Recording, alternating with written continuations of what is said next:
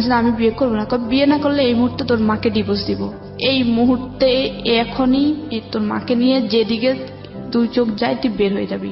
তো সবাইকে অনুষ্ঠান শোনার আগে বিনীতভাবে অনুরোধ করছি আমাদের চ্যানেলটি সাবস্ক্রাইব করবার জন্য।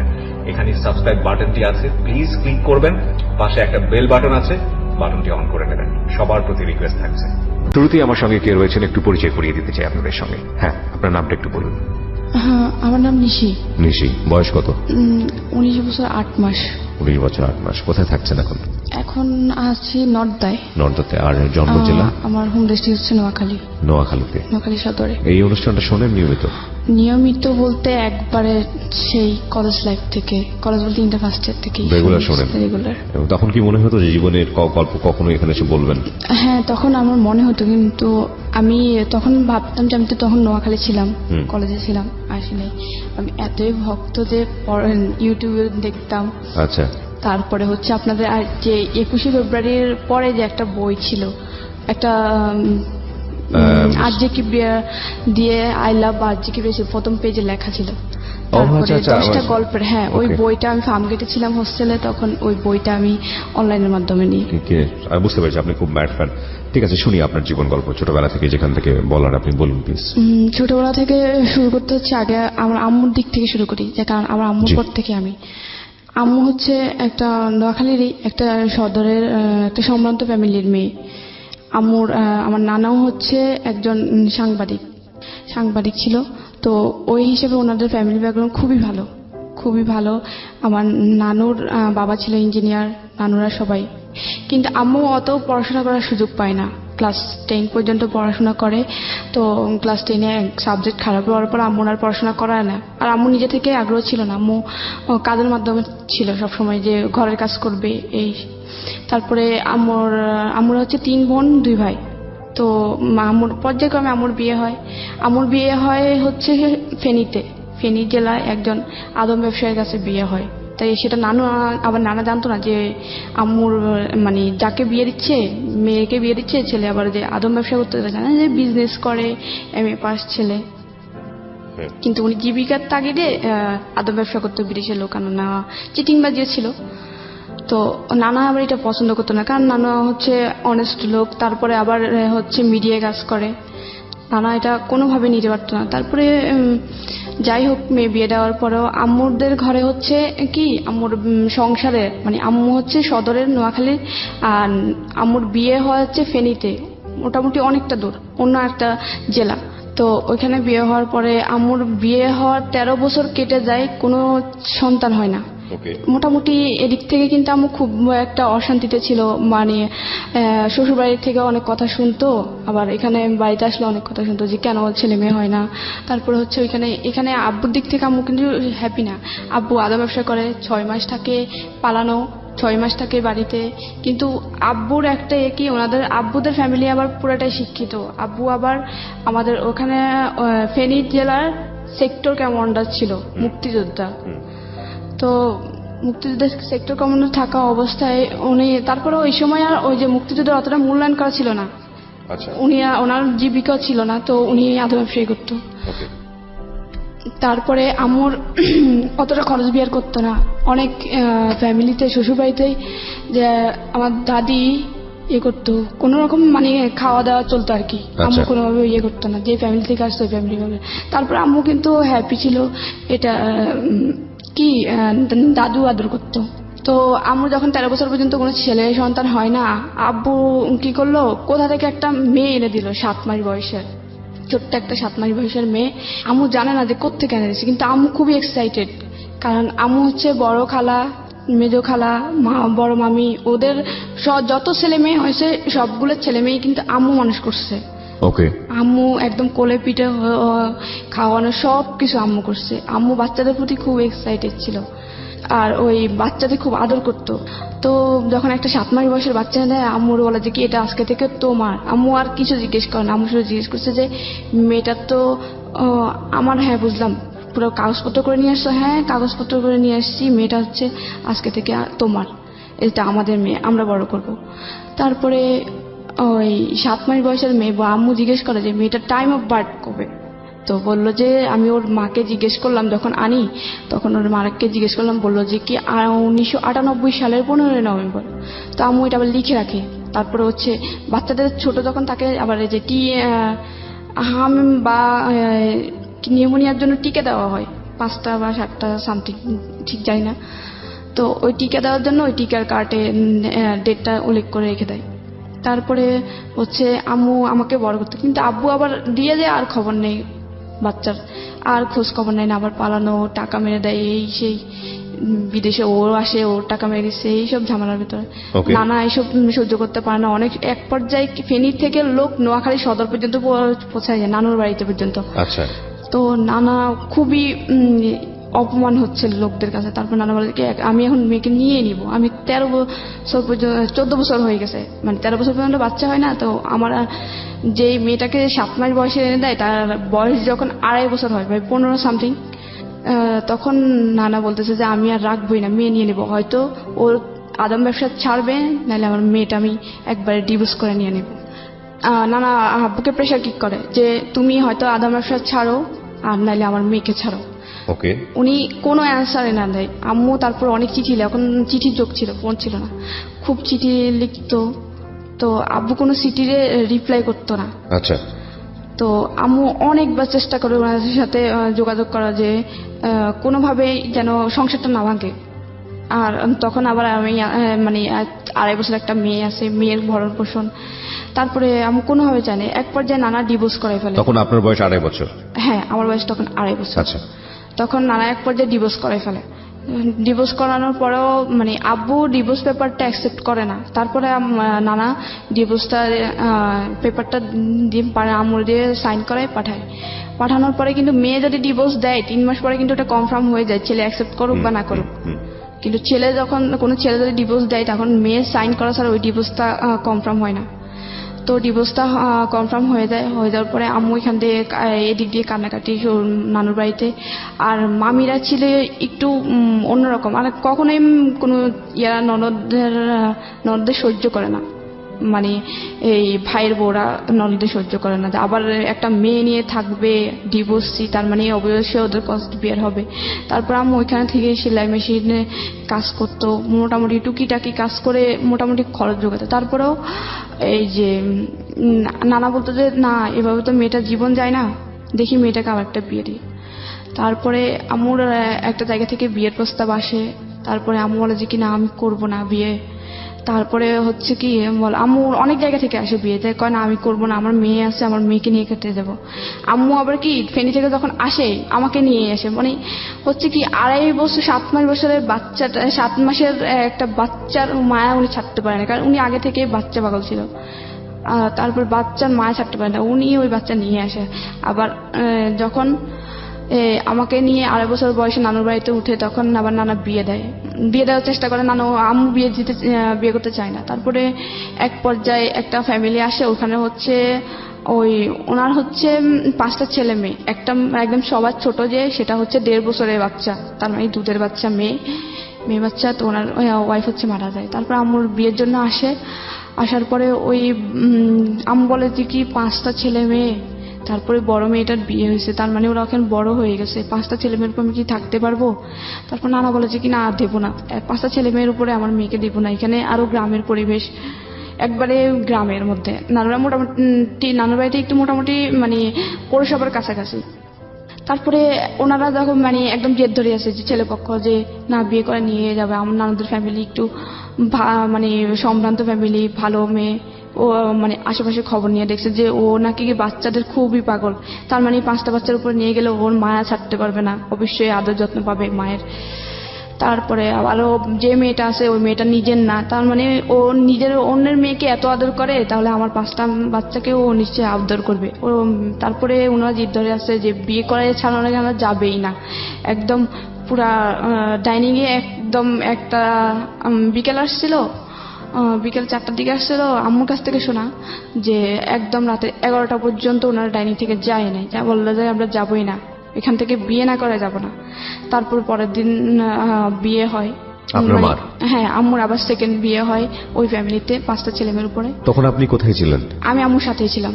আম্মু তো আমাকে ফেনী থেকে নিয়ে আসে, কারণ 5টা ছেলেমেয়ের জায়গায় এসে বিয়ে করলো, আপনাকে নিয়ে গেল ওই সংসারে নাকি? তো আম্মু ওখানে হচ্ছে কি শর্ত দেয় যে আমার একটা শর্ত আছে, শর্তটা হচ্ছে আমার মেয়েটাকে নিয়ে আমি ফেনী থেকে চলে আসছি, যদিও আমার মেয়ে না, তারপরে ওর মায়ে আমি থাকতে পারবো না। তারপরে বলে যে কি ওকে আমি 7 মাস বয়সে পাইছি, সে দুধের বাচ্চা, সেই দুধের বাচ্চাকে আমি 2.5 বছর পর্যন্ত করছি, আমি ওর মায়া ছাড়তে পারবো না, ওর প্রতি আমার মায়া বসে গেছে। তারপরে বলে যে না না না আমার 5টার মধ্যে, ওনারা বলে যে তখন না না আমার 5টার মধ্যে ও একটা থাকতেই পারে, আর আমি তো জানি, আমরা তো জানি যে তুমি অনেকে বাচ্চা পাগল। তারপরে আচ্ছা ওই এগ্রিমেন্টে বিয়ে হয়। তারপরে বিয়ের পরপরই ওই বাড়িতে আম্মুকে নিয়ে যায় ওদের 5টা ছেলেমেয়ের উপরে। তখন আম্মু আমাকে ওদের সাথে কিন্তু হয় যে আম্মু যেখানে থাকবে ওনার মেয়েও সেখানে থাকবে, ওদের সাথেই কিন্তু কথা হয়ে বিয়েটা হয়। তারপরে ওইকে বাড়িতে নিয়ে যাওয়া হয়। বাড়িতে নিয়ে যাওয়ার পরে মানে আমার কাছে প্রথম অবস্থায় আমাকে সে আদর, সবাই কোলে নিচ্ছে। এক পর্যায়ে আমার একটা ওই বাড়িরই একটা কাজিন আমাকে কোলে নিচ্ছে, আমি চিনি না, তো আমাকে অনেক যাতায়াত হলো, আমি খুব জোরে ওনাকে একটা কামড় দিই, ছোট ছিলাম 2.5 বছরের বাচ্চা, ওনাকে কামড় দিই, উনি এখনো বলে যে তুই আমাকে কামড় দিছিস। তারপরে প্রথম 3-4 দিন ভালো থাকে, এরপরে বলে যে কি তোমার মেয়ে এখানে থাকবে, তোমার বাড়িতে রাখে, তোমাদের বাড়িতে রাখে আসো, তোমার বাপের বাড়িতে থাকলে সমস্যা কি? আমি বলে যে কি তুমি তো বলছিলা যে আমি যেখানে থাকবো আমার মেয়ে এখানে থাকবে, এখন এটা বলতেছো কি জন্যে? তখন আমাকে আমার 6 মাস ওই বাড়িতে থাকার পরে ওরা মানে নানাভাবে আম্মুকে অনেক কথা শোনায় যে ওই মেয়ে নিয়ে আসছিস, ওই মেয়ে ওইখানে খাবে। তারপর ওই বাড়ির দাদি, তারপর চাচি, জেঠি, তারপর ওই বাড়ির যে আমার যে সৎ ভাই বোন 5জনের মধ্যে 4জনই আমার বড়, শুধুমাত্র একটা বোন আমার ছোট। আমার ছিল তখন 2.5 বছর, ওর ছিল 1.5 বছর, 1 বছরে বড় আমি ওর। তো আর সবাই ছিল বড়, আর ওইখানের বড় আপুর বিয়ে হয়েছিল তখন, আর গ্রামে তো একটু তাড়াতাড়ি বিয়ে হয়। তো আমার ওই বাড়িতে যাওয়ার পরে বড় আপুর প্রেগনেন্ট থাকা অবস্থায় ওনার প্রথম বাচ্চাটা সিজার করার পরও মারা যায়। তারপরে আমুর তখন থেকেই শুরু হয়, ওনারা কিন্তু মানে নিচে ঠিক আছে, কিন্তু ওর যে বড় আপু বড় ছিল, বড় আপু ওদেরকে সবসময় বোঝাতো যে এ হচ্ছে সৎ মা, যারা ছোট ছিল এ হচ্ছে সৎ মা। তারপর বড় ভাইয়া ছিল ক্লাস 7-এর, তারপরে মেজো আপু ছিল ক্লাস 6-এর, তারপরে আরেকটা ভাই ছিল আমার বড় যে, সে ছিল হচ্ছে ক্লাস 4-এর।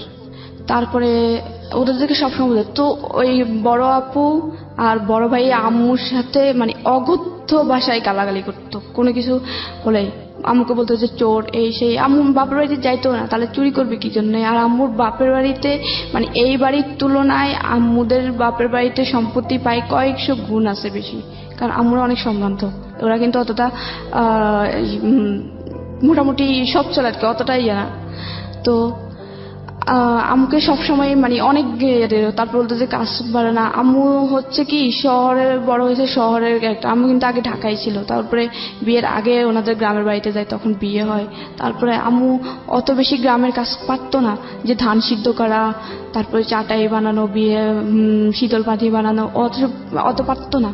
কিন্তু আম্মু ওই তারপরেও মানায় নিছিল যে পাতা দিয়ে রান্না করা লার্কির চুলায়, তারপরে এসব কিছুই মানে নিছে। তারপরে কিছু একটু ভুল হইতো, কারণ উনি মাত্র আসছে একদম শহর থেকে, যারা ছোটবেলা থেকে ঢাকায় বড় হওয়া, ওরা কিন্তু হঠাৎ করে লাড়কি চুলায় গেলে কিন্তু অবশ্যই ওদের একটু গোলমিল হয়।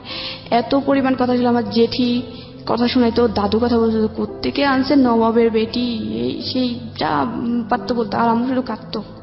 আর ওই ভাইয়া শুধু একটু যদি তরকারি মানে একটু হইতে দিত, বলতো যে ঝাড়ুর আগা ধরে গোড়া দিয়ে মারা উচিত, একটারে আনছে ঠিক মতো রান্না বান্না করতে পারে না, ঠিক টাইমে। উনি তো আসলে আগের মায়ের ঘরের ছিলেন। হ্যাঁ হ্যাঁ, ওনারা আম্মু সৎ ছেলে মেয়ে, কিন্তু আম্মু কখনোই ছেলে মেয়ে কাউকে বলতো না যে ও আমার সৎ ছেলে মেয়ে, বা কেউ বুঝতে পারতো না। ইভেন এখনো পর্যন্ত কেউ জানে, মানে কাউকে না বলে কেউ বুঝতে পারে না যে ওনার সৎ ছেলে মেয়ে, যে 5টা ছেলে মেয়ে সৎ। এলাকায় মানুষের কাছে এত পরিমাণে সুনাম আমার আম্মুর, যে একমাত্র দেখা যে সৎ মা এরকম হয়, আর 5টা ছেলে মেয়েকে এতটা আপন করে নেওয়া। তারপরে হচ্ছে আমার ওইখানে যায়, তারপরে আমার বলে যে কি আমার তখন 3 বছর হয়, 2.5 বছর থেকে আমি 6 মাস পর্যন্ত থাকি। তারপরে বলে যে অনেকভাবে প্রেশার ঠিক করে, আম্মু বাধ্য হয়ে অনেক অত্যাচারের মধ্যে দিয়ে আমাকে রেখে আসে, আমাকে ধরে মারতো, তারপর বড় আপু আমাকে 2 দিন পর্যন্ত, মানে আমি 3 বছরে ছিলাম তখন, 2 দিন পর্যন্ত গলা চেপে ধরছিল মারার জন্য। আম্মু হঠাৎ করে দেখে ফেলছিল একদিন, আর একদিন দেখছিল পাশের বাড়ির একটা আম্মু মানে ভাবি রাখতো, ওই ক্ষেত্রে আমাদের চাচি হতো, উনি দেখছিল। তো আমার বলতো যে 3 বছরের বাচ্চাটাকে তুমি মারতেছো কি জন্য, একদম গলা চেপে মেরে ফেলতো। ওরা চাইতো যে এ যদি বড় হয় এ নিশ্চয়ই আমাদের প্রত্যেকটা জিনিসে ভাগ ধরবে। তারপরে হচ্ছে আম্মু নানা চাপের মধ্যে আমাকে দিয়ে আসে নানুর বাড়িতে। আচ্ছা। দেখতেছে মেরে ফেলার চেষ্টা করে, মারে ধরে। তারপরে আম্মু নানুর বাড়িতে দিয়ে আসে। তারপরে নানুর বাড়িতে তো ওরা আবার মামি, ওরা তো একদম সহ্য করতে পারে না। নানুর মামির বাড়িতে মানে নিজের বাড়িতে দিয়ে আসে, নিজের বাবার বাড়িতে বাড়িতে দিয়ে দিয়ে আসে, আসে। নানুর সাথে কথা বলে দিয়ে আসে, বলে যে কি মেয়েটা। এদিকে আপনার ওই সেই বাবা মানে আপনার মার ফার্স্ট হাজবেন্ডের কি অবস্থা? উনি তখন খবর নিতে যাচ্ছিল না, মানে উনি জানতো যে বিয়ে হয়ে গেছে বা এরকম কোনো কিছু কি জানতো? উনি হ্যাঁ সেটা জানতো, কিন্তু তখন আমার বাচ্চার খবর নিয়েছিল। কিন্তু আপনার খবরটা তো নেওয়া উচিত ছিল, কারণ উনি তো নিয়ে আসে পালক। হ্যাঁ হ্যাঁ উনি নিয়ে আসে, তখন কিন্তু আমার খবর নিত না। যখন আম্মু নানুর বাড়িতে আমাকে রেখে আসে তখন একটু একটু নেওয়ার চেষ্টা করে। আচ্ছা। আম্মুর একটা দুঃসম্পর্কের মামাতো ভাইয়ের থেকে খবর নেওয়ার চেষ্টা করতো, আচ্ছা। যে মেয়েটাকে আমি নিয়ে আসতে চাই, মেয়েটা নিয়ে আসতে চাই। তা আম্মু বলতেছে কি আমার মেয়ে আমি নিয়ে আসি, এত দিন হয়ে গেছে এখন কেন খবর নিতে আসছে। আচ্ছা। তখন উনি আর বলা, আম্মু আর চায় না যে ও উনি নেবে। নিশি, আমরা এখান থেকে ফিরবো। ঠিক আছে, ছোট একটা বিরতি নিচ্ছি। স্বাগত আরো একবার বিরতির পর। আপনারা শুনছেন ঢাকা FM 90.4 সারা দেশব্যাপী। আমি আরজি কিবরি আপনার সঙ্গে রয়েছি, নিশি রয়েছে আমাদের সঙ্গে। নিশি, আমরা যেখানটায় ছিলাম, তারপর নানুর বাড়িতে রেখে আসে, রাখার পরে ওইখানে আমি তো শুধুমাত্র আম্মুর আদর পেতাম, যদিও নানুর রেখে গেছে, কারণ নানুরাও আবার ওইভাবেই দেখতো যে ওটা তো আমাদের বংশের না বা আমাদের মেয়ের না। আমি শুধুমাত্র আম্মুর আদর পেতাম। তা আমি সারাক্ষণ কান্না করতাম, আম্মুর থেকে আলাদা করে বেশি একটা 3 বছরের বাচ্চা মার থেকে আলাদা করলে যা হয়। আমি সারাক্ষণ কান্না করতাম আর আম্মু আম্মু করে চিৎকার দিতাম। তারপর আমার বড় খালা আমাকে আদর করতো অনেকটা, তো বড় খালা আদর করে বড় খালার কাছে রাখতো। বড় খালা আবার নানুদের বাড়ির ভিতরে জায়গা কিনে ওনার বাড়ি করে ওনারাই থাকে। তো হচ্ছে বড় খালা আমাকে ওনার কাছে রাখে। তা আমার 5 বছর পর্যন্ত হয়। হওয়ার পরে আম্মু বলে যে কি আমি থাকতে পারবো না। মেয়েটা দিন দিন আমি বারবার অসুস্থ হই, সেন্সলেস হয়ে যায়, কান্না করতে করতে সেন্সলেস হয়ে যায় বাচ্চা থাকা অবস্থায়। তারপরে আম্মু আমার, তারপরেও আন্টি অনেক ভাবে রাখার কারণে আমার 5 বছর পর্যন্ত হয়। তা আমি বলে যে কি এইভাবে মেয়েটাকে আমি আমার কাছে এনে রাখবো, ভর্তি করবো এখানের স্কুলে। তারপরে আম্মু ভর্তি করানোর জন্য ওই আব্বুর বলে যে কি এখানে তোমার ছেলেটাও আছে, আমার মেয়েটারও তোমার একসাথে একই স্কুলে ভর্তি করাই, তাহলে ও তো এখন স্কুলে দেওয়ার সময় হয়ে গেছে। তারপরে বলে যে কি না না এখানে কেন দিবে, ওইখানেই থাক। তারপরে আম্মু তারপরে অনেক কান্নাকাটি করে তারপরে অনেক সালিশ হয় আর কি। তারপর মুখামুখি বলে বসে বিয়ের সময় যারা ছিল যে বলে যে কি মেয়ে নিয়ে বিয়ে বসছে, এখন মেয়ে মানতে চায় না। আমার মেয়েটা তো আমি বিয়ে করবো, ওর কষ্ট শুধুমাত্র ওদের বাড়িতে থাকবে, হয়তো একটু খাবে, আর প্রত্যেকটা জিনিস জামা কাপড়ে পড়াশোনার সব কষ্ট আমি বিয়ে করবো। তারপর মেয়েটা আমার কাছে থাকুক, আমি মেয়েটার সাথে থাকতে পারবো না। কিন্তু ওদেরকে খুব আদর করতো, কারণ আমার ছোট বোনটা 1.5 বছরের ছিল, দুধের বাচ্চা, ওরে খুব আদর করে বড় করে। ও আমার আম্মুরে মা বলে ডাকতো, কারণ ও তো বাচ্চা ছিল, আম্মু এইভাবে বড় করে। কিন্তু অন্য সবাই কিন্তু আম্মুর সাথে খুবই বাজে ব্যবহার করতো, আম্মু আদর করতো। ফারুক ভাইয়া যখন মানে বড় ভাইয়া যখন 7 ছিল, তখন 7 থেকে ভাইয়া পড়াশোনা করতে যেত না, কিন্তু ভাইয়ারা খুব চাইতো পড়াশোনা করো করো করো পড়াশোনা করো। তারপরে আমাকে অনেক সালিশ হয়ে এলাকার যারা ছিল বিয়েতে তারপর নিয়ে যায় ওই বাড়িতে। নিয়ে যাওয়ার পরে আমাকে ফার্স্ট ক্লাস 1-এ ভর্তি করে। তখন আমার আবার জন্ম তারিখ একটু চেঞ্জ করে দেয়, যে আমার যখন 15 নভেম্বর ছিল ওই বয়সে আমাকে ভর্তি করতে পারতেছিল না। ওই সময়টা থেকে আপনি জানতেন যে এরা আপনার অরিজিনাল বাবা মা না? না না আমি জানতাম না, কারণ আমি বুঝতাম না। আম্মু বুঝাইতো যে ও তোমার বাবা, ও তোমার ভাই, ও তোমার বোন। তা আমি বলতাম যে ভাইয়া ভাইয়া। আমার মাঝে মাঝে বলতাম আম্মু বড় ভাইয়া পপিকে আদর করে আমাকে করে না কেন, এটা কিন্তু আমি খুব প্রশ্ন করতাম আম্মুকে। আচ্ছা আচ্ছা। আমার কিন্তু মনে আছে যে এটা আমি খুব ইয়ে করতাম যে আম্মু বড় ভাইয়া পপিকে আদর করে আমাকে করে না কেন, আমি তো ভাইয়া রাখি। ও আমি যদি বলতাম যে ভাইয়া বলে এবার ধরতাম, ঠাস করে থাপ্পড় মারতো, যদি শর্ট এটা বলে থাপ্পড়। তো আমার আবার বুঝতাম যে নিশ্চয় কোনো সমস্যা, আমি ভাইয়া রাখি তারপরেও কেন জানে আমাকে আদর করে না।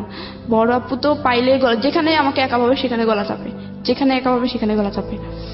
তারপরে আম্মু সালিশের পরে আমাকে যখন নিয়ে আসে ভর্তি করে ওইখানে একটা স্কুলে, জন্ম তারিখ চেঞ্জ করে 1 জানুয়ারি দেয়। 15 নভেম্বরে ভর্তি করতে পারছিল না, যে এত ছোট মেয়ে ভর্তি করবো না। ক্লাস 1-এ। তারপরে ওদের সাথে আমরা তারপর ক্লাস 4-এর যে ভাইয়া ছিল ওরে আবার আমাদের সাথে, ও পড়াশোনায় ভালো ছিল না, আমি বললো যে কি ওর তো এখনো বয়স বেশি হয় না, ওরে 1-এ দিয়ে দাও। তো ওরে 1-এ দিয়ে দেয় আমার সাথে, আমি তারপর আমার ওই ভাইটা, আমার সৎ ভাই, আমার বড় যেটা ওটা ছোট ভাইটা, তারপরে আমার একটা চাচাতো বোন, ওই বাড়ি চাচাতো বোন, আমরা 3 জন একসাথে ক্লাস 1-এ ভর্তি হই। তো আমাদের যখন ভর্তি হয় তখন আমাদের রোল ছিল হচ্ছে আমার ভাই ছিল হচ্ছে 43, আমার ছিল 44, আমার ওই বোনের ছিল 45, আমরা সিরিয়ালে ভর্তি হই। ভর্তি হওয়ার পরে তারপরে আমাদের জন্য আম্মু বলে যে কি, আম্মু আব্বুরে বোঝায় যে ফারুক মানে বড় ভাইয়া তো পড়াশোনা করে না, ওর জন্য এমন একটা ছেলে রাখো ও যেন পপিকে পড়াইতে পারে, পলিরে পড়াইতে পারে, আমার নাম হচ্ছে নিশি, আমাকে পড়াইতে পারে, ফিরোজকে পড়াইতে পারে এবং পলিরে পড়াইতে পারে এবং ফারুকরে পড়াইতে পারে। ফারুকরে বুঝায় ওর সমবয়সী কাউকে নাও বা ওর থেকে একটু বড় কাউকে নাও, যেন ওরে বুঝায় ওর বন্ধু হয়ে পড়াশোনা করাতে পারে। তারপরে হচ্ছে আমাকে ক্লাস 1-এ যখন ভর্তি করানোর পরে টিচার রাখা হয়, তারপর টিচারে পড়াশোনা করাতো। তো আমি ওদের চেয়ে একটু পড়াশোনা ভালো ছিল, ওদের সবার চেয়ে। মানে বাড়ির ভিতরে যখন আমাদের 3 জন একসাথে ভর্তি হয়, 3 জনের থেকে কিন্তু আমি ফার্স্ট, আবার বাড়ির ভিতরে আমাদের ঘরে 5 ভাই বোনের সাথে কিন্তু আমি পড়াশোনা একটু ফার্স্ট ছিলাম।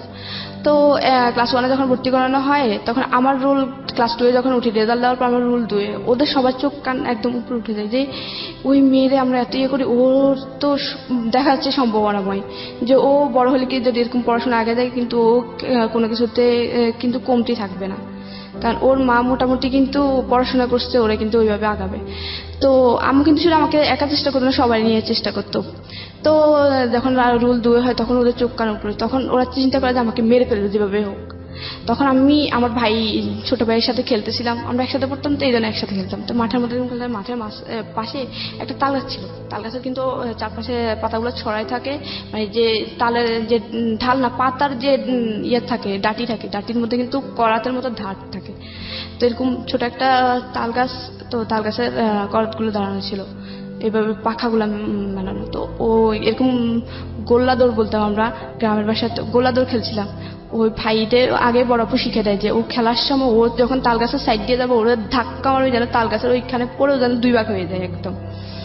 তো আমি ক্লাস 2-এ তখন, আমি এখন সাদা একটা শার্ট ছিল গায়ে, তখন আমি খেলতেছিলাম, তখন তাল গাছের গোড়া দিয়ে আমি যাচ্ছিলাম, ভাই আমার পিছন দিয়ে যখন ফলো করলো যে আমি আসছি, ছোট ভাইয়া, ও এমন মানে খুব জোরে আমাকে ধাক্কা দেয়, আমি উপড়ে দেয় গাছের ওই একদম ঠিক ও যে টার্গেট ছিল টার্গেট বরাবর, কিন্তু ধাক্কাটাও আসতে হয়ে যায় যে আমার যে একদম পুরা ভাগ হয়ে যাবে ওরকম হয় না। হয় কি আমার একদম ছাকনার নিচ দিয়ে 7-8 ইঞ্চির মতো কাটা যায়, অনেক বড়, মানে হচ্ছে এক সাইড দিয়ে পুরো অনেকটা ভাগ হয়ে যায়। আরেকটু যে প্রেশার কিক হতে আমার কিন্তু মেরুদণ্ড পর্যন্ত পৌঁছায় যেত, মেরুদণ্ড পর্যন্ত পৌঁছায় না, মেরুদণ্ড থেকে 1.5 ইঞ্চি বা 2 ইঞ্চি দূরে, অনেক ভয়ঙ্কর ভাবে কাটা যায়। ওই যে আমি ওইখানে এভাবে নাম জানি, ওই যে তালের যে কালো করাতগুলো থাকে ওগুলো আবার একটু নরম টাইপের থাকে, একটু মশলা দিলে আবার একটু ভাঙে, ওগুলা ভেঙে সব আমি পড়ে যাই। পরে আমি মানে হাতের ডান হাত দিয়ে ওই ছাকনাটা ধরেই চাচি আম্মা বলে ডাক দিয়েছি চিৎকারে। ওদিন বাড়িতে কেউ ছিল না, আমি আর ভাইটাই ছিলাম। ওদের প্ল্যান ছিল যে ওরাও সবাই বাইরে যাবে, বাইরে বলতে হচ্ছে বড় আপুর শ্বশুর বাড়িতে যাবে, বড় আপুর বাচ্চা হয়ে আরেকটা সেকেন্ড বাচ্চা হয়ে মারা গেছে, তা আম্মু ওইখানে, আম্মু আপু সবাই যায় দেখতে, শুধু বাড়িতে চাচি ছিল একটা অন্য ঘরের। তো আমি চাচি আম্মা বলে ডাক দেওয়া সেন্সলেস হয়ে যায়, কারণ আমার এত পরিমাণে ব্লিডিং হচ্ছিল, কারণ খুব 7-8 ইঞ্চি কাটা যাওয়া, মানে আমি ওই ক্লাস 2-এর বাচ্চার মোটামুটি শেষ অনেকটাই। তারপরে এই কাট দিয়ে পড়ে যায়। চাচি আম্মা কি করে, মানে উনি কিছু বুঝতে পারতেন না, এত কাটা গেছে আর এত রক্ত দেখে উনি ওনার পুরো কাপড় খুলে ফেলে, পুরো কাপড় খুলে আমার পেঁচা। উনি বুঝতেছে না যে উনি আবার অত শিক্ষিত না, তো মানে ফার্স্ট মানে প্রাথমিক চিকিৎসা অত কিছু ধারণা নেই, কিন্তু উনি পাগলের মতো হয়ে দেখে ভয়ে পুরো কাপড় পেঁচাচ্ছিল, প্রচুর ব্লিডিং হয়। তারপরে এখানে ওই বাড়িতে খবর দেওয়া হয়, আম্মু দৌড়ায় আসে, তারপর হসপিটাল নেওয়া হয়। নেওয়ার পরে আম্মু হসপিটাল নেওয়ার পরে আমার 2 দিন পরে মেবি জ্ঞান আসে, মানে অনেক কাটা চিড়ার ওয়াশ টোয়াশ করে। তারপর 2 দিন পরে জ্ঞান আসে, বলে আম্মু ভাই আমার ধাক্কা দিচ্ছে। আম্মু আমার সাথে মুখ চাপে বলে যে এটা পড়িস না, বললে তোর আব্বু কিন্তু তোর ভাইয়ারা মারবে, তারপরে হচ্ছে তোর বাড়ি থেকে বের করে দেবে। আম্মু খুব কান্নাকাটি, কেন যেটা কথা, আম্মু শুধু ডাইকে এটা বললো যে পিয়াস তুই ওটা ধাক্কা দিছিস, কেন আমি ওটা ধাক্কা নিছি, কিন্তু বলছে যে তুই ধাক্কা দিছিস, ও কিন্তু মরে যেত, তোর কি একটু মায়া হয় নাই। যে ও তো ওদেরকে কোনো ক্ষতি করে, তোর তো বোনও। আম্মু ওটা বুঝে বুঝে, তারপর আম্মু কিছু বলে নাই। চাইছিল যে এটা নিয়ে একটা সালিশ করতে যেভাবে, তারপরে আর করে নাই। অনেক প্রায় 3 মাস পরে আমি ভালো হই। তারপরে আবার ক্লাস 2 থেকে আমার 3-তে ক্লাস রুল 1 হয়। তারপর ওদের মানে নানা অত্যাচার আছে। আব্বু মারতো খুব, এসব নিয়ে কিছু বললে মানে দাদি শিখে দিত যে ও ছেলে মেয়ে ইয়ে করবে না। তারপর 4-এ যখন উঠি তখন না 4-এ উঠি, হ্যাঁ, তখন আমার রুল 1 হয়। 1 হওয়ার পরে যখন 5-এ উঠবো, এর আগে ভাইয়া কি করে, এলাকায় একটু রাজনীতি করতো। ওই যে এলাকার হেড স্যার, আমাদের গ্রামের হেড স্যারের সাথে কথা বলে যে ওই ও হচ্ছে আমার বোন, ওরা যদি এবার 4-এ যদি ফেল না করে এসিস তোর কিন্তু এলাকায় থাকতে দিব না। কিভাবে করবি জানি না। তো উনি কি করে, উনি ভয় পেয়ে উনি আমাকে ফেল করায় ক্লাস 4-এ। এখন এটা তো পুরো অবিশ্বাস্য যে ক্লাসের ফার্স্ট গার্ল সে কখনো ফেল করতে পারে না, তাও আবার ক্লাস 4 থেকে 5 উঠবে। তারপর আমি খুবই কনফিউজ, কারণ আমি বললো যে আমি ওরে পড়াই, আমি জানি ওর পড়াশোনা কেমন। তো আম্মু বলে যে কি আমি ওই খাতা চ্যালেঞ্জ করব, যে আমি খাতা দেখবো, আমার মেয়ের খাতা দেখে তারপর আমি মানবো যে আমার মেয়ে ফেল করে। আমি প্রচুর কান্না, আম্মু আমাকে খুব মারে যে ফেল করছিস কি জন্য, নিশ্চয়ই তোর খারাপ। তারপর আম্মু হেড স্যারের কাছে যাই, বা প্রধান শিক্ষক উনি স্বীকার করতে চাচ্ছিল না যে এরকম কিছু। পরে আম্মু বলে যে কি আমি আপনাদের স্কুল কর্তৃপক্ষের কাছে যাবো, স্কুলের মালিকের বাড়ির পাশে ছিল, ওখানে যাই। তারপরে অনেকের পরে উনি স্বীকার হয় যে আপনার ছেলে আমাকে বাধ্য করছিল, ফেল করার জন্য বাধ্য করছিল। উনি আমার বাড়িটারি আগুন দিবে এইসবের জন্য আমি বাধ্য হই। এটা ক্লাস 4-এ, আমি 5-এ উঠবো আর ফাইনালে ফেল করায়। তারপরে আম্মু বলে যে আমি খাতা দেখবো, তখন আম্মু অনেক জোরাজোরির পরে তারপরে উনি বুঝতে পারে যে আম্মু হাল ছাড়ার মেয়ে না। আর আম্মু কনফিডেন্স ছিল আমি আমার মেয়েকে পড়াই, ও ফেল করতে পারেই না। তারপরে ইয়ার পরে উঠাই, চাপে পড়ে উঠাই, তখন আমার রুল হয় না, 1 হয় না আর কি। তারপরে অনেক কারণ 1 তো দিয়ে দেয়, কারণ আবার যেটা ঘোষণা হয়ে গেছে রেজাল্ট, এটা তো আবার ইডিট করতে অনেক সমস্যা, অনেক কিছু ফেস করতে হবে। তারপরে একটা 12 রুলের ওতে চলে যায়, ওর জায়গা আমাকে দেয়। তারপরে হচ্ছে আমি 6-এ উঠি। তারপর ও খুব মারামারি করতাম, আমি পড়তে দিত না, ইয়ে করতো, আম্মুকে অনেক গালাগালি করতো, অনেক অত্যাচারের মধ্যে দিয়ে, কারণ পড়াশোনার খরচ দিত না, নানুর বাড়ি থেকে আম্মু আনিয়ে দিত। তারপর সেলাই মেশিন চালা আমার খরচ বিয়ে করতো। তারপরে আমি 6-এ উঠি, 7-এ উঠি। তারপর আমার স্কুল জীবনটা খুব ভালো ছিল। আমি যখন হাই স্কুল জীবনে যাই আমার খুব ভালো লাগতো, কারণ আমি হাই স্কুলের জীবনটা স্যাররা আমার খুব আদর করতো। মোটামুটি হাই স্কুল তো অনেক স্কুল থেকে এসে একটু কন্টেস্ট হয়ে যায়, তখন আমার রুল হয় 6। তখন আমার স্যারদের আইকন থাকে আমি একটার জন্য, আমি হচ্ছে দেশাত্মবোধক গান, তারপর সাংস্কৃতিক অনুষ্ঠানে অংশগ্রহণ করতামই, দেশাত্মবোধক গানের জন্য স্যার আমাকে চিনত। দ্বিতীয়ত হচ্ছে ক্রীড়া প্রতিযোগিতার জন্য। ক্রীড়া প্রতিযোগিতা হচ্ছে আমি 100 মিটার দৌড় প্রত্যেক বছর চ্যাম্পিয়ন ছিলাম, প্রত্যেক বছর এই স্কুলের চ্যাম্পিয়ন। স্যার আমাকে চাইছিল যে জেলা পর্যায়ে খেলানোর জন্য, কিন্তু আম্মু মানা করছিল যে মেয়ে মানুষ দৌড়াদৌড়ি ভালো না। তারপরে গোলক নিক্ষেপ বলতো, 100 মিটার দৌড় বলতো, এইসব প্লেয়ারের জন্য স্যার মানে ক্রীড়া শিক্ষক, তারপর আমার পড়া শিক্ষক, ওদের চোখে ছিলাম আমি। মোটামুটি পড়াশোনায় ছিলাম 6-7, মানে 10-এর দিকে আমার রোল যেত না। তারপর আমার আবার কিন্তু ক্লাস 1 থেকে ক্লাস 10 পর্যন্ত আমার কোনো বেতন দিয়ে পড়তে হয় নাই, যদি ওখানে বেতন লাগে। কিন্তু আমার হচ্ছে যে মেধা তালিকা থাকার কারণে উপবৃত্তি পেতাম, ক্লাস 10 পর্যন্ত উপবৃত্তি পেতাম। তারপরে যখন আমার ভাই ছিল আমার 4 বছরের, না 4 বছর না, 4 বছর বড়। তো ভাইয়ের যখন আমি ক্লাস 7-এ উঠি, আমার বাড়ির পাশে একটা নতুন বাড়ি হয়, মানে বাড়ির মেন রোডের অপোজিট আর কি। আমাদের বাড়িটা হচ্ছে হাইওয়ে রোডের সাথে, হাইওয়ে রোডের এপাশে হচ্ছে আমাদের বাড়ি, ওপাশে একটা নতুন বাড়ি হয়। তো আমার ভাইয়ের সাথে একটা ফ্রেন্ড আমাদের বাড়িতে আসতো সব সময়। তো ও দেখতো যে আমার আম্মু খুব অত্যাচারিত হয়, আমি খুব অত্যাচারিত হয়, খুব গালাগাল করে, খুব বিয়ে করতো, খুব অনেক কাজ করতাম। ওদের আবার কৃষিকাজ করতো বাড়িতে, আমি মোটামুটি কৃষিকাজে সব কিছুই পারি, কারণ থাকতে থাকতে করতে করতে গায়ে পানি দিতে হতো, কলের অনেক নিচে পুকুর থেকে উঠে তরমুজ খেয়ে, তারপর টমেটো খেতে, বেগুন খেতে, এগুলো পানি দিতে করতাম। এটা মনে করতাম যে, আমি বলতাম যে আমাদের ক্ষেত সবাই করে, আমিও করবো। তারপর করতাম। তারপর হচ্ছে কি ওই ভাইয়ের সাথে ওর ফ্রেন্ড আসতো, ও দেখতো, ওর প্রতি কেন জানি আমার প্রতি একটু মায়া হয়ে যায় যে মেয়েটা অসহায়। ও জানতো যে আমি ওদের সৎ ভাই বোন, আমি তখন একটু বুঝি যে ওরা আমার সৎ ভাই বোন। আমি আবার এখানে একটা কথা বলি, আমার বাবার আদর কিন্তু, বাবা কিন্তু কোনো দিনও আমাকে 1 সেকেন্ডের জন্য বাবার বলে, মানে মেয়ে বলে আদর করে নাই, কখনো না। মানে অনেক সময় দেখা যেত কি আম্মু আদর করে বসাইতো, বাবা মাঝখানে, আমার ছোট বোনটা এই পাশে, আমি এই পাশে, কারণ আমরা দুজনে ছোট ছিলাম সবাই। উনি কি করতো মানে কিছু থেকে কিছু হয়েছে, একটা ভাত যেন প্লেট থেকে পড়তো, ছোট বাচ্চারা যখন খেতে যায় একটা দুটো ভাত ঠাস করে থাপ্পড় মারতো, কিন্তু নিজের মেয়ে যখন পড়তো তখন কিন্তু কিছু না, আমাকে মানে ভাত খাওয়া অবস্থায় মারতো। তা আম্মু বলতো যে কি ভাত খাওয়া অবস্থায় কুকুরকে মারো না, তুমি আমরা ছোট্ট মেয়েটাকে মারলো না, তখন আম্মু কুলটা মার দেওয়া হয়তো, কথা বলবি কেন, করতে পারবি না, একদম ডিরেক্ট বলতো যে তোর মেয়ে কিন্তু তোর না, আবার আমার খাচ্ছে, আমি যেভাবে চালাবো ওইভাবেই। তারপর এরকম ছিল। তারপর ওই ভাইয়ের বন্ধুর সাথে ভাইয়ের বন্ধুটা আমাদের বাড়িতে প্রায় আসতো ওর সাথে সাথে, তো ও আমার প্রতি মায়া পড়ে যায়। তারপরে তখন আবার ওদের স্কুলে আমাদের স্কুল ভিন্ন ছিল, তো ও কি করতো আমার প্রায় সময় আমাদের স্কুলে আমার সাথে, আমি স্কুলে যেতাম একদম লাস্ট টাইম যেতাম, মানে স্কুল 10টায় বসতো 10টায় যেতাম, মানে 10টা একটু আগে বের হয়ে দৌড়ায় যেতাম। অনেক সময় যে হাজিরা রোল কল করতেছিল আমি তখন দৌড়ায় দিয়ে রুমে ঢুকতাম। তো ও কি করতো সাইকেল নিয়ে আমার পিছনে পিছনে আসতো, ও একটু আস্তে আস্তে একটু ইনভলভ হচ্ছিল। তো ও একদিন আমাকে 7 থাকতেই প্রপোজ করার পরে আমি বললাম যে কি ওদের সাথে আমার সাথে যায় না, কারণ আমি ওদের ফ্যামিলির সৎ মেয়ে, আমাদের সাথে যায় না। তারপরে ও আমাকে আস্তে আস্তে বুঝাতো। যখন ক্লাস 8-এ উঠি তখন আমি বললাম যে এত ভালো ছেলে আমাকে এত আদর করে, এত বুঝায়, মানে আমি আদরের প্রতি অ্যাডিক্টেড ছিলাম, কোনো জিনিসের না, যে আমি শুধুমাত্র মায়ের আদর পাইছি জীবনে, বাবা কি জিনিস আমি কখনোই বুঝি নাই। তারপরে হচ্ছে ভাই কি জিনিস তা তো নাই। তো ও যখন আদর করতো, মানে যে আমাকে একটু আদর করতো, আমি তার প্রতি মানে খুবই ভক্ত হয়ে গেছে। ও আমাকে একটু আদর করতো, কেয়ার করতো, তো আমি ওর তো তারপরে 8-এ বলি যে হ্যাঁ, 7-এ ও আমাকে প্রপোজ করে, 8-এ আমি হ্যাঁ বলি।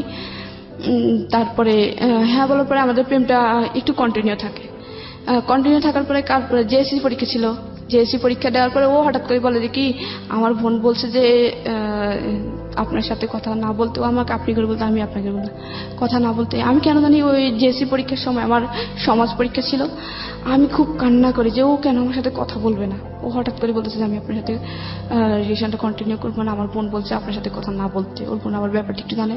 তা আমি আর কিচ্ছু বলি না, আমি খুব কান্নাকাটি করি। এক পর্যায়ে নিশি আমরা এখান থেকে ফিরবো। ঠিক আছে, ছোট একটা বিরতি নিচ্ছি। স্বাগত আরো একবার বিরতির পর। আপনারা শুনছেন ঢাকা এফএম 90.4 সারা দেশব্যাপী। আমি আরজি কিবরিয়া আপনার সঙ্গে রয়েছি, নিশি রয়েছে আমাদের সঙ্গে। নিশি, আমরা যেখানটায় ছিলাম তখন আমি খুব কান্নাকাটি করি, তারপর কেন জানি আমি ওকে খুঁজতাম। তারপরে আমার জেএসসি পরীক্ষা শেষ হয়, বাড়িতে চলে আসি। জেএসসি পরীক্ষার আবার মাইদিতে আমার ছোট মামার মানে আমাদের জেলার শহরে আমার ছোট মামার বাসা ছিল, তো ওইখান থেকে আমি জেএসসি পরীক্ষাটা দিই, আমাদের কেন্দ্র ছিল ওইখানে। তো আসার পরে ওর সাথে ওর দেখাও হয় না, যে ও আমাকে কখনো ফোনও দেয় না। মায়ে ফোন দেয় বলতে আমার তো ফোন ছিল না, আম্মু ফোন দিত, তো আর কখনো ফোনও দিত না। তো আমি খুব কান্নাকাটি করতাম যে আমি এখন ওটা মিস করি, যে ও আদর করতো, আদরটা পাচ্ছি না। আদর বলতে কি? আদর বলতে হচ্ছে কি মানে ও আমাকে বুঝাতো যে এই শুনো, ভাইয়ারা যখন মারবে কিছু বলিও না, পড়াশোনা করিও, দেখবা কিছু পরামর্শ দিত, ভালো কিছু পরামর্শ দিত, এটাকে আপনি আদর বলছেন? ওকে, হ্যাঁ।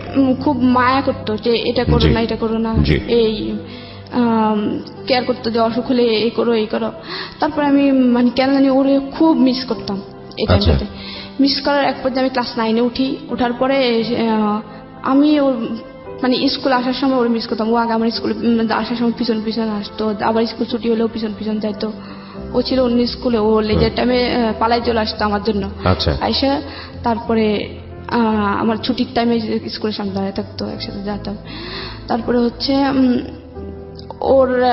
আমি ওর সাথে অনেকদিন পর্যন্ত যোগাযোগ না থাকায় আমার খুব খারাপ লাগে। এক পর্যায়ে আমার কেন জানি মনে হলো যে আমার ওর সাথে কথা বললে মনে যে ভালো লাগে।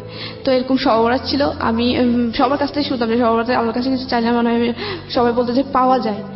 তো আমি সবরাতে আল্লাহর কাছে বলি যে আল্লাহ আমার সাথে যেন ওর সাথে 1 সপ্তাহের ভিতরে দেখা হয়। আমার কেন জানি মনে হচ্ছে ওকে একবার দেখি, আর কিছু না। তারপর সবরাতের পরের দিন স্কুল সাধারণ সবারই বন্ধ থাকে।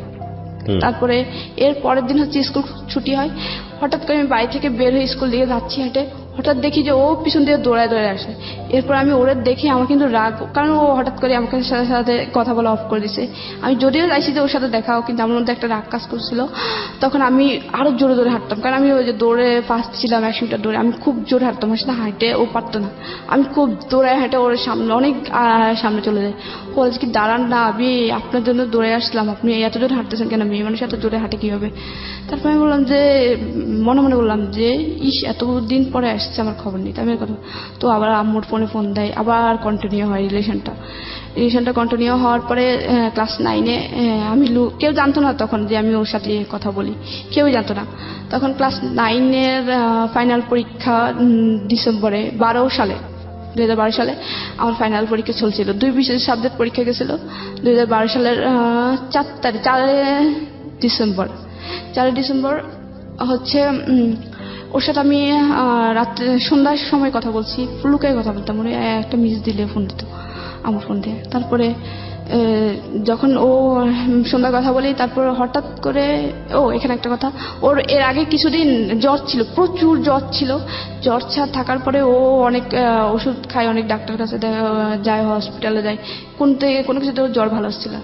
তারপর হঠাৎ করে একদিন বড় একটা হসপিটালে যায় ডাক্তার দেখায়, ডাক্তার দেখানোর পরে ওকে মেডিসিন দেয়, অ্যান্টিবায়োটিক। ওর বুক ভরে বমি হয় মেডিসিন খাওয়ার সাথে সাথে। তখন আমি সাথে সাথে বলি যে ক্যান্সার না তো, কারণ ক্যান্সার না তো বলি কি যে আমাদের বাড়ির পাশে একটা ছোট বাচ্চা ছিল, বাচ্চাটা হচ্ছে এরকম অনেকদিন জ্বর ছিল, তারপরে এরকম অ্যান্টিবায়োটিক খাওয়ানোর পরে বুক ভরে বমি করছিল, রক্ত বমি করছিল। বমি করার পরে তাকে ঢাকায় নিয়ে যাওয়া হয়, ঢাকা মেডিকেলে। তারপরে আনার পরে ওর বলে যে কি ওর ব্লাড ক্যান্সার, ইভেন ওর ব্লাড ক্যান্সারটা খুব 3rd স্টেপে, ফার্স্ট স্টেপ না 3rd স্টেপে। তখন আর চিকিৎসা নেই, ও 2 মাস পরেই মারা যায়। তখন আমার মানে বুকের ভিতরে একটা অজানা ভয়, যে আমি ওর সাথে সাথে বলে ফেলি যে ক্যান্সার না তো, বলে আরে না কিসের ক্যান্সার হবে, হয়তো টাইফয়েড কিছু একটা। তারপরে ওই দিন আমি যখন ওর সাথে সন্ধ্যার সময় কথা বললাম 4 ডিসেম্বর 2012 সালে, কথা বলার পরে 9টার সময় ও নাকি সেন্সলেস হয়ে পড়ে, আমি জানি না। তারপর সকালবেলা আমি যখন ঘুম থেকে উঠে ভাবির সাথে নাস্তা বানাইলাম, আবার বড় ভাই বিয়ে করে, ভাবি আমাকে আদর করতো, আবার ভাবি দেখতো যে আম্মু ওনাকে আদর করে, ওই হিসেবে আমাকে আদর করতো। কিন্তু ভাইয়া কখনোই বোন বলে বলতো না, কখনো ডাকতো না যে এদিকে। তারপরে পরের দিন মানে 5 ডিসেম্বর হচ্ছে, আমি সকালবেলা উঠলাম, ওঠার পরে ভাবি বললো যে কি, ওর নাম ছিল নিরু, ছেলেটা যার সাথে আমার সম্পর্ক ছিল। ও বললো যে কি নিরু অসুস্থ হয়ে গেছে, কালকে রাতে নাকি ও সেন্সলেস হয়ে পড়ে যায়, নাক মুখ দিয়ে এরকম রক্ত বেরিয়েছিল। তারপরে ওরে মাইজি হসপিটাল নেওয়া হয়েছিল, হসপিটালে বলছিল ও নাকি স্ট্রোক করছে, ওর নাকি ব্রেনে রক্তক্ষরণ হচ্ছে। তারপরে ওর শরীরে ব্লাড নেই, তারপর ওর মাঠ থেকে 1 ব্যাগ ব্লাড নিয়ে ওর ঢাকা নিয়ে গেছে। আমি তো পুরো সাথে সাথে মনে হয় আকাশ থেকে বললো, কারণ ওর সাথে আমি সন্ধ্যার সময় কথা বলছি, কিন্তু ভাবি জানতো না যে আমি ওর সাথে কথা বলি বা কোনো একটা রিলেশন, কেউ জানতো না। তখন আমি সাথে সাথে দৌড়ায় আসি ঘরে, রান্নাঘর থেকে দৌড়ায় আসি নাস্তা বানানো রেখে। তারপরে আমার ফোন নিয়ে ওর ফোন দিয়ে, ওর ফোন অফ। তারপরে মানে ভাবি ওদের সাথে যোগাযোগ করে, কারণ ভাবিদের রিলেটিভ ছিল। তারপরে বলে যে কি ওর শরীর খুবই খারাপ, ওর এখনো ঢাকার ডাক্তার বলতেছে যে ও স্ট্রোক করে না, ওর অন্য কোনো সমস্যা, বুঝতেছে না। তারপরে আমি খুবই কান্নাকাটি করি, খুবই, যে জানি ক্যান্সার না তো, মানে ক্যান্সার হয় নাকি হয়ে যায়, এত পরিমাণ কান্নাকাটি করি যে পুরো এলাকার মানুষ আমাকে দেখে তাকিয়ে যায় যে কি। তারপর সবার মোটামুটি বোঝার বাকি ছিল না যে ও ওর জন্য কাঁদবে কি জন্য। আমি ঘুমাতাম, মানে তখন থেকেই কিন্তু মোটামুটি একটু অ্যাবনর্মাল ছিলাম, কারোর সাথে কথা অফ হয়ে গেছে। আমি ঘুমাতাম, ঘুমের মধ্যে হঠাৎ করে চিল্লায় কান্না করতাম। মানে আমি শুধু স্বপ্নে এটা চিল্লায় কান্না করতাম, এই জন্য স্বপ্নে এটা দেখতাম যে ওর লাশ নামাচ্ছিল অ্যাম্বুলেন্স থেকে, ওর লাশ নামাচ্ছিল ঠিক যেই 4 বছরের একটা বাচ্চা এরকম ক্যান্সার মারা গেছিল, ওর লাশ যেভাবে নামা, ওর লাশ ওভাবে নামাচ্ছিল। এটা দেখে স্বপ্নে আমি শুধু কান্না করতাম, মানে খুব ভয়ঙ্করভাবে কান্না করতাম। মোটামুটি 3 মাসের মতো আমি অ্যাবনর্মাল ছিলাম, আমার পরীক্ষা দেওয়ার হয় না, মানে ফাইনাল পরীক্ষা চলে কিন্তু ফাইনাল পরীক্ষাটা দেওয়া হয় না। তারপরেও স্যাররা মানে জানতো যে আমি, স্যাররা সবাই আমাকে অনেক আদর করতো, কারণ আমি সাংস্কৃতিকভাবে ওদের আইকন ছিলাম। তারপরে ক্রিয়ার দিক দিয়েও, তারপর পড়াশোনাও খারাপ ছিল না, 7-8 রুলের ভিতরে সবসময় থাকতো। তারপরে এটার জন্য স্যাররা বলে যে কি থাক, ওর পরীক্ষা না হলে আমরা ওকে ট্রেনে উঠাবো, দেখি ও ভালো হয় কিনা। যখন আম্মু ওদের সাথে যোগাযোগ করে যে আমার মেয়েটা তো এভাবে অসুস্থ হয়ে গেছে, ওরে তো কিছু বুঝতেছি না, যে ওরে যদি বলি যে কি যে তোর খাওয়া দরকার, ও খাওয়াইতে হবে, যে ওর গোসল করতে হবে, ওর ফ্রেশ হতে হবে, ও কিছুই বুঝতেছে না। ওরা যে কিছু একটা বললে ও যে শুনবে সেটাও করতেছে না, শুনতেছে না, কিছু যে নিজে থেকে করবে সেটাও করতেছে না, পুরো অ্যাবনর্মাল হয়ে গেছে। আপনার কথা বলছে? হ্যাঁ, তো সারা এটা এসে দেখে যায়, নিজের চোখে এসে দেখে যায়, তারপর আমাকে তারপর 9-এ উঠায়। 9-এ উঠানোর পরে 9 থেকে 10-এ উঠায়, 10-এ উঠায়। ভাবছে স্যাররাও মানে একটা কনফিডেন্স ছিল যে ও একসময় ভালো হবে, মানে কয়েকদিনের মধ্যে খুব তাড়াতাড়ি ভালো হবে। তখন নিরুর কি অবস্থা? নিরুর অবস্থা হচ্ছে তখন 2012 সালের 4 তারিখে ও অসুস্থ হয়। তারপরে 8 তারিখে ওর অনেক রিপোর্ট করানোর পরে, ঢাকার প্রত্যেকটা ডাক্তার অনেক রিপোর্ট করানোর পরে ওর কোনো রোগ ধরতে পারছিল না। তখন হচ্ছে ক্যান্সার নির্ণয় করার জন্য হচ্ছে হাড়, মেরুদণ্ড থেকে, হাড় থেকে অস্থি মধ্যে যে রস, ওই রসটা নিয়ে ওরা ইন্ডিয়াতে পাঠায়, ঢাকা মেডিকেল থেকে। ইন্ডিয়াতে পাঠানোর পরে তারপরে ওরা ইন্ডিয়া থেকে 2012 সালে 12 বলে যে ওর ব্লাড ক্যান্সার, কিন্তু ফার্স্ট স্টেপে আছে, ফার্স্ট স্টেজ। হ্যাঁ, ওকে। কিন্তু ওর অবস্থা খুবই খারাপ। এটা জানার পরে কি আপনার এই অবস্থা, নাকি আপনার অবস্থা আপনার মতো করে খারাপ হয়েছে? আমার অবস্থা তখন থেকেই খারাপ, যে আমি তো আমার মনে কেন জানি বলছিল যে ওর ক্যান্সার, কারণ যখন ও অ্যান্টিবায়োটিক খাইছিল আরো আগে, 1 সপ্তাহ আগে যখন ও অ্যান্টিবায়োটিক খাইছিল, আমি তখন মুখ দিয়ে কিন্তু ফট করে বলেই ফেললাম যে ব্লাড ক্যান্সার না তো, বলেই ফেলছিলাম যে ব্লাড ক্যান্সার না তো। তখন আমি মানে আমার এটাই আপনার এই যে নিজের প্রতি কেয়ার না নেওয়া, নিজের যে এখন একদম হালছাড়া অবস্থা, এটা মূলত কেন? এটার কারণটা কি? এটার মূলত কারণটা হচ্ছে ও যখন হ্যাঁ, আমি মানে কনফার্ম ছিলাম যে ওর ব্লাড ক্যান্সার, আর ভাবতাম যে ওই যে সুপলের মতো মারা যাবে ক্যান্সার। নিরুকে নিয়ে ভাবতে ভাবতে আপনার মূলত অবস্থা। আমি ওই যে স্বপ্ন দেখতাম, চিল্লা কান্না করতাম, হঠাৎ করে জায়গা করতাম। তারপরে অ্যাবনর্মাল হওয়ার পরে আম্মু অনেক স্যারদেরকে রিকোয়েস্ট করে আমাকে ক্লাস 10-এ উঠায়। আর এখানে 12 তারিখে ঢাকা থেকে আমি ভাবি ফোন দেয় যে আমার নিরুর আম্মুর কাছে ফোন দেয় যে নিরুর কি অবস্থা, কারণ ওর রিলেটিভ ছিল, অবশ্যই খবর নেওয়ার দরকার। পুরো এলাকার মানুষ ওর জন্য খুব কান্নাকাটি করতো, কারণ ও খুব ভালো ছিল, কারোর সাথে খারাপ ব্যবহার করতো না, খুব ভালো করছিল, নামাজ পড়তো খুব। আমার ভাইটাই সবাই, ওর বন্ধু বান্ধব ওদের এলাকায় অনেকে ছিল, ওরা সবাই যায় ওর দেখার জন্য, ঢাকায় আসে নোয়াখালী থেকে।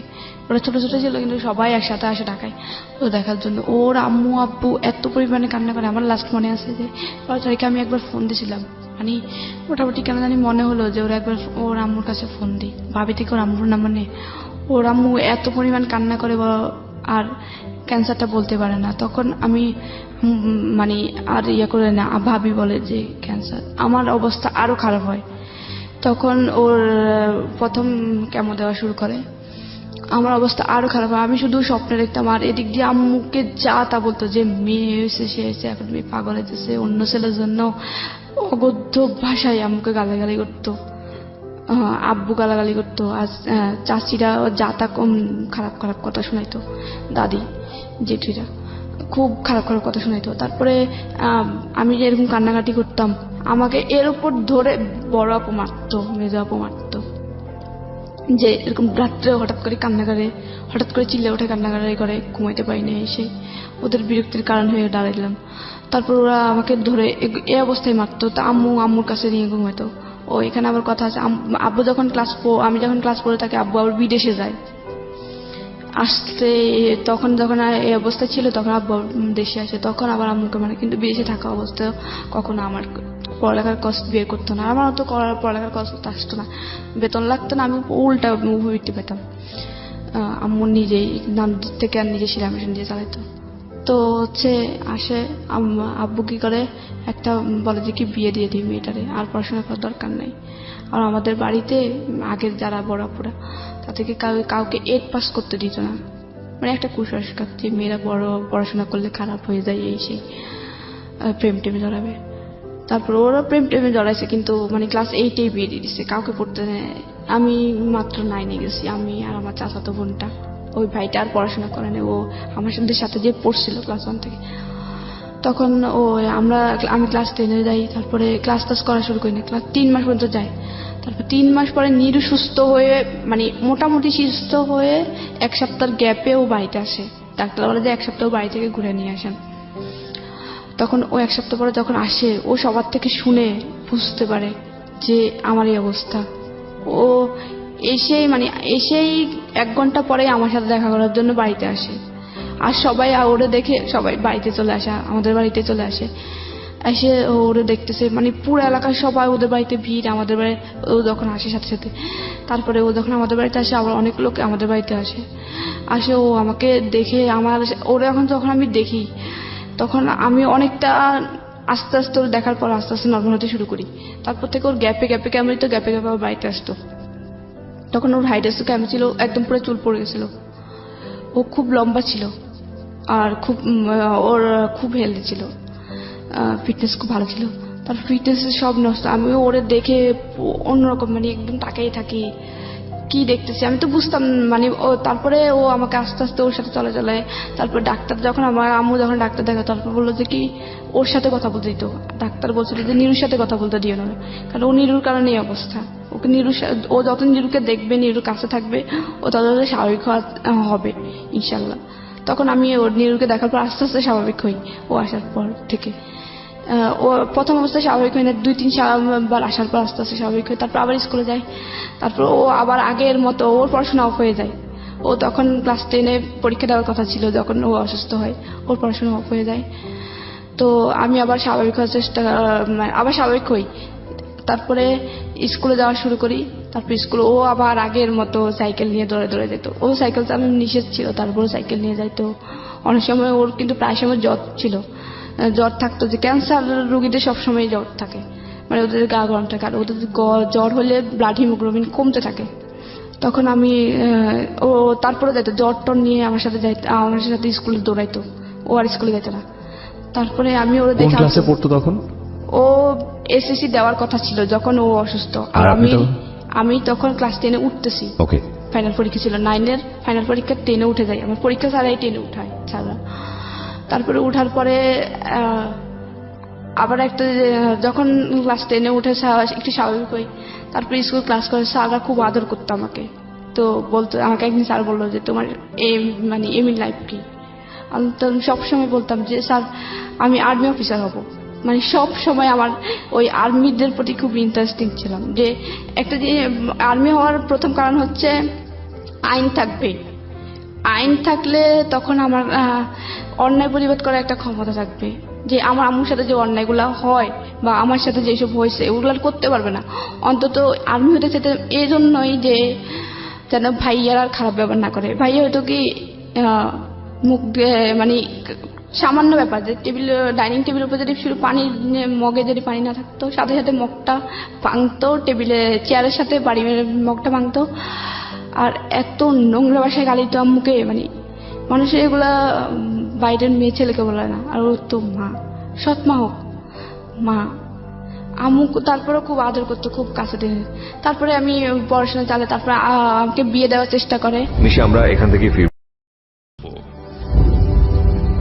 স্বাগত আরো একবার বিরতির পর। আপনারা শুনছেন ঢাকা FM 90.4 সারা দেশব্যাপী। আমি আরজি কিবরিয়া আপনার সঙ্গে রয়েছি, নিশি রয়েছে আমাদের সঙ্গে। নিশি, আমরা যেখানটায় ছিলাম, একটা বিয়ে সম্বন্ধে ছেলেটা হচ্ছে তখন কি নিরু বেঁচে ছিল?